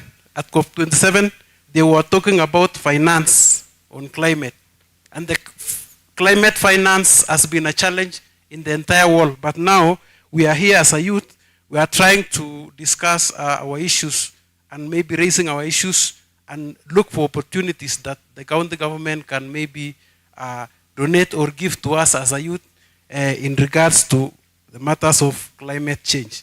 So I think we should be informed. The policy, I'm even wondering why we have a partnership. I wish the director could hear this. We have 17 sustainable development goals. And number 17 is talking about partnerships. Now we are here, we are talking, and we have our director youths, but we don't have the director climate change. We don't have the CC climate change. We don't have any officer. I saw one here, but he left. So I don't know what are we trying to say, because even if we discuss these issues and the real people are not here, then I think we are trying to wind up. So, Mr. Speaker, the last point, I'm just concerned about Nixon Lemlem talked about World Climate Change Committee, and he talked that someone was a member of World Climate Change Committee. I think at what level or location level or sub-location levels, if you go randomly to any location here, there is no single person who knows about this thing. So I think we should sensitize the members of public, create awareness, educate them, and now we try to come up with all these policies, because these policies are just for honorable members in the house. Then we are not passing the information to the members of public. So I beg to support this motion and to move. Thank you. Honorable members, we need to end at that.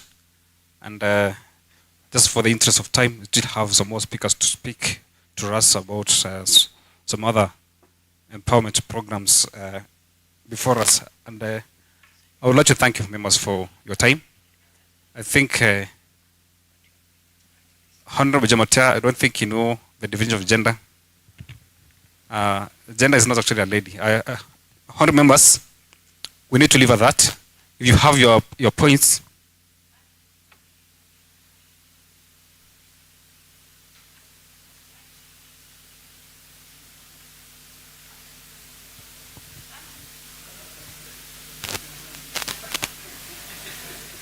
now, I now put the question that the thanks of Baringo County Youth Assembly be recorded for the exposition of public policy contained in the address of His Excellency the Governor on strengthening the youth voice on climate change related policy process and access to finance for climate actions. Will as many as are of that opinion say aye? And as will as many as are of similar of the contrary opinion say nay? The ayes have it. Thank you. And the House adjourns till further notice.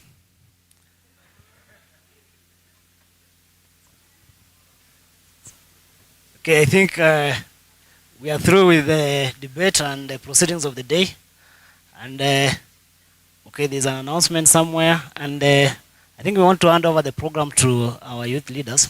But before that, So there is that sign sheet. You have to sign again because the other one is missing. That's why I was insisting you guys to sign.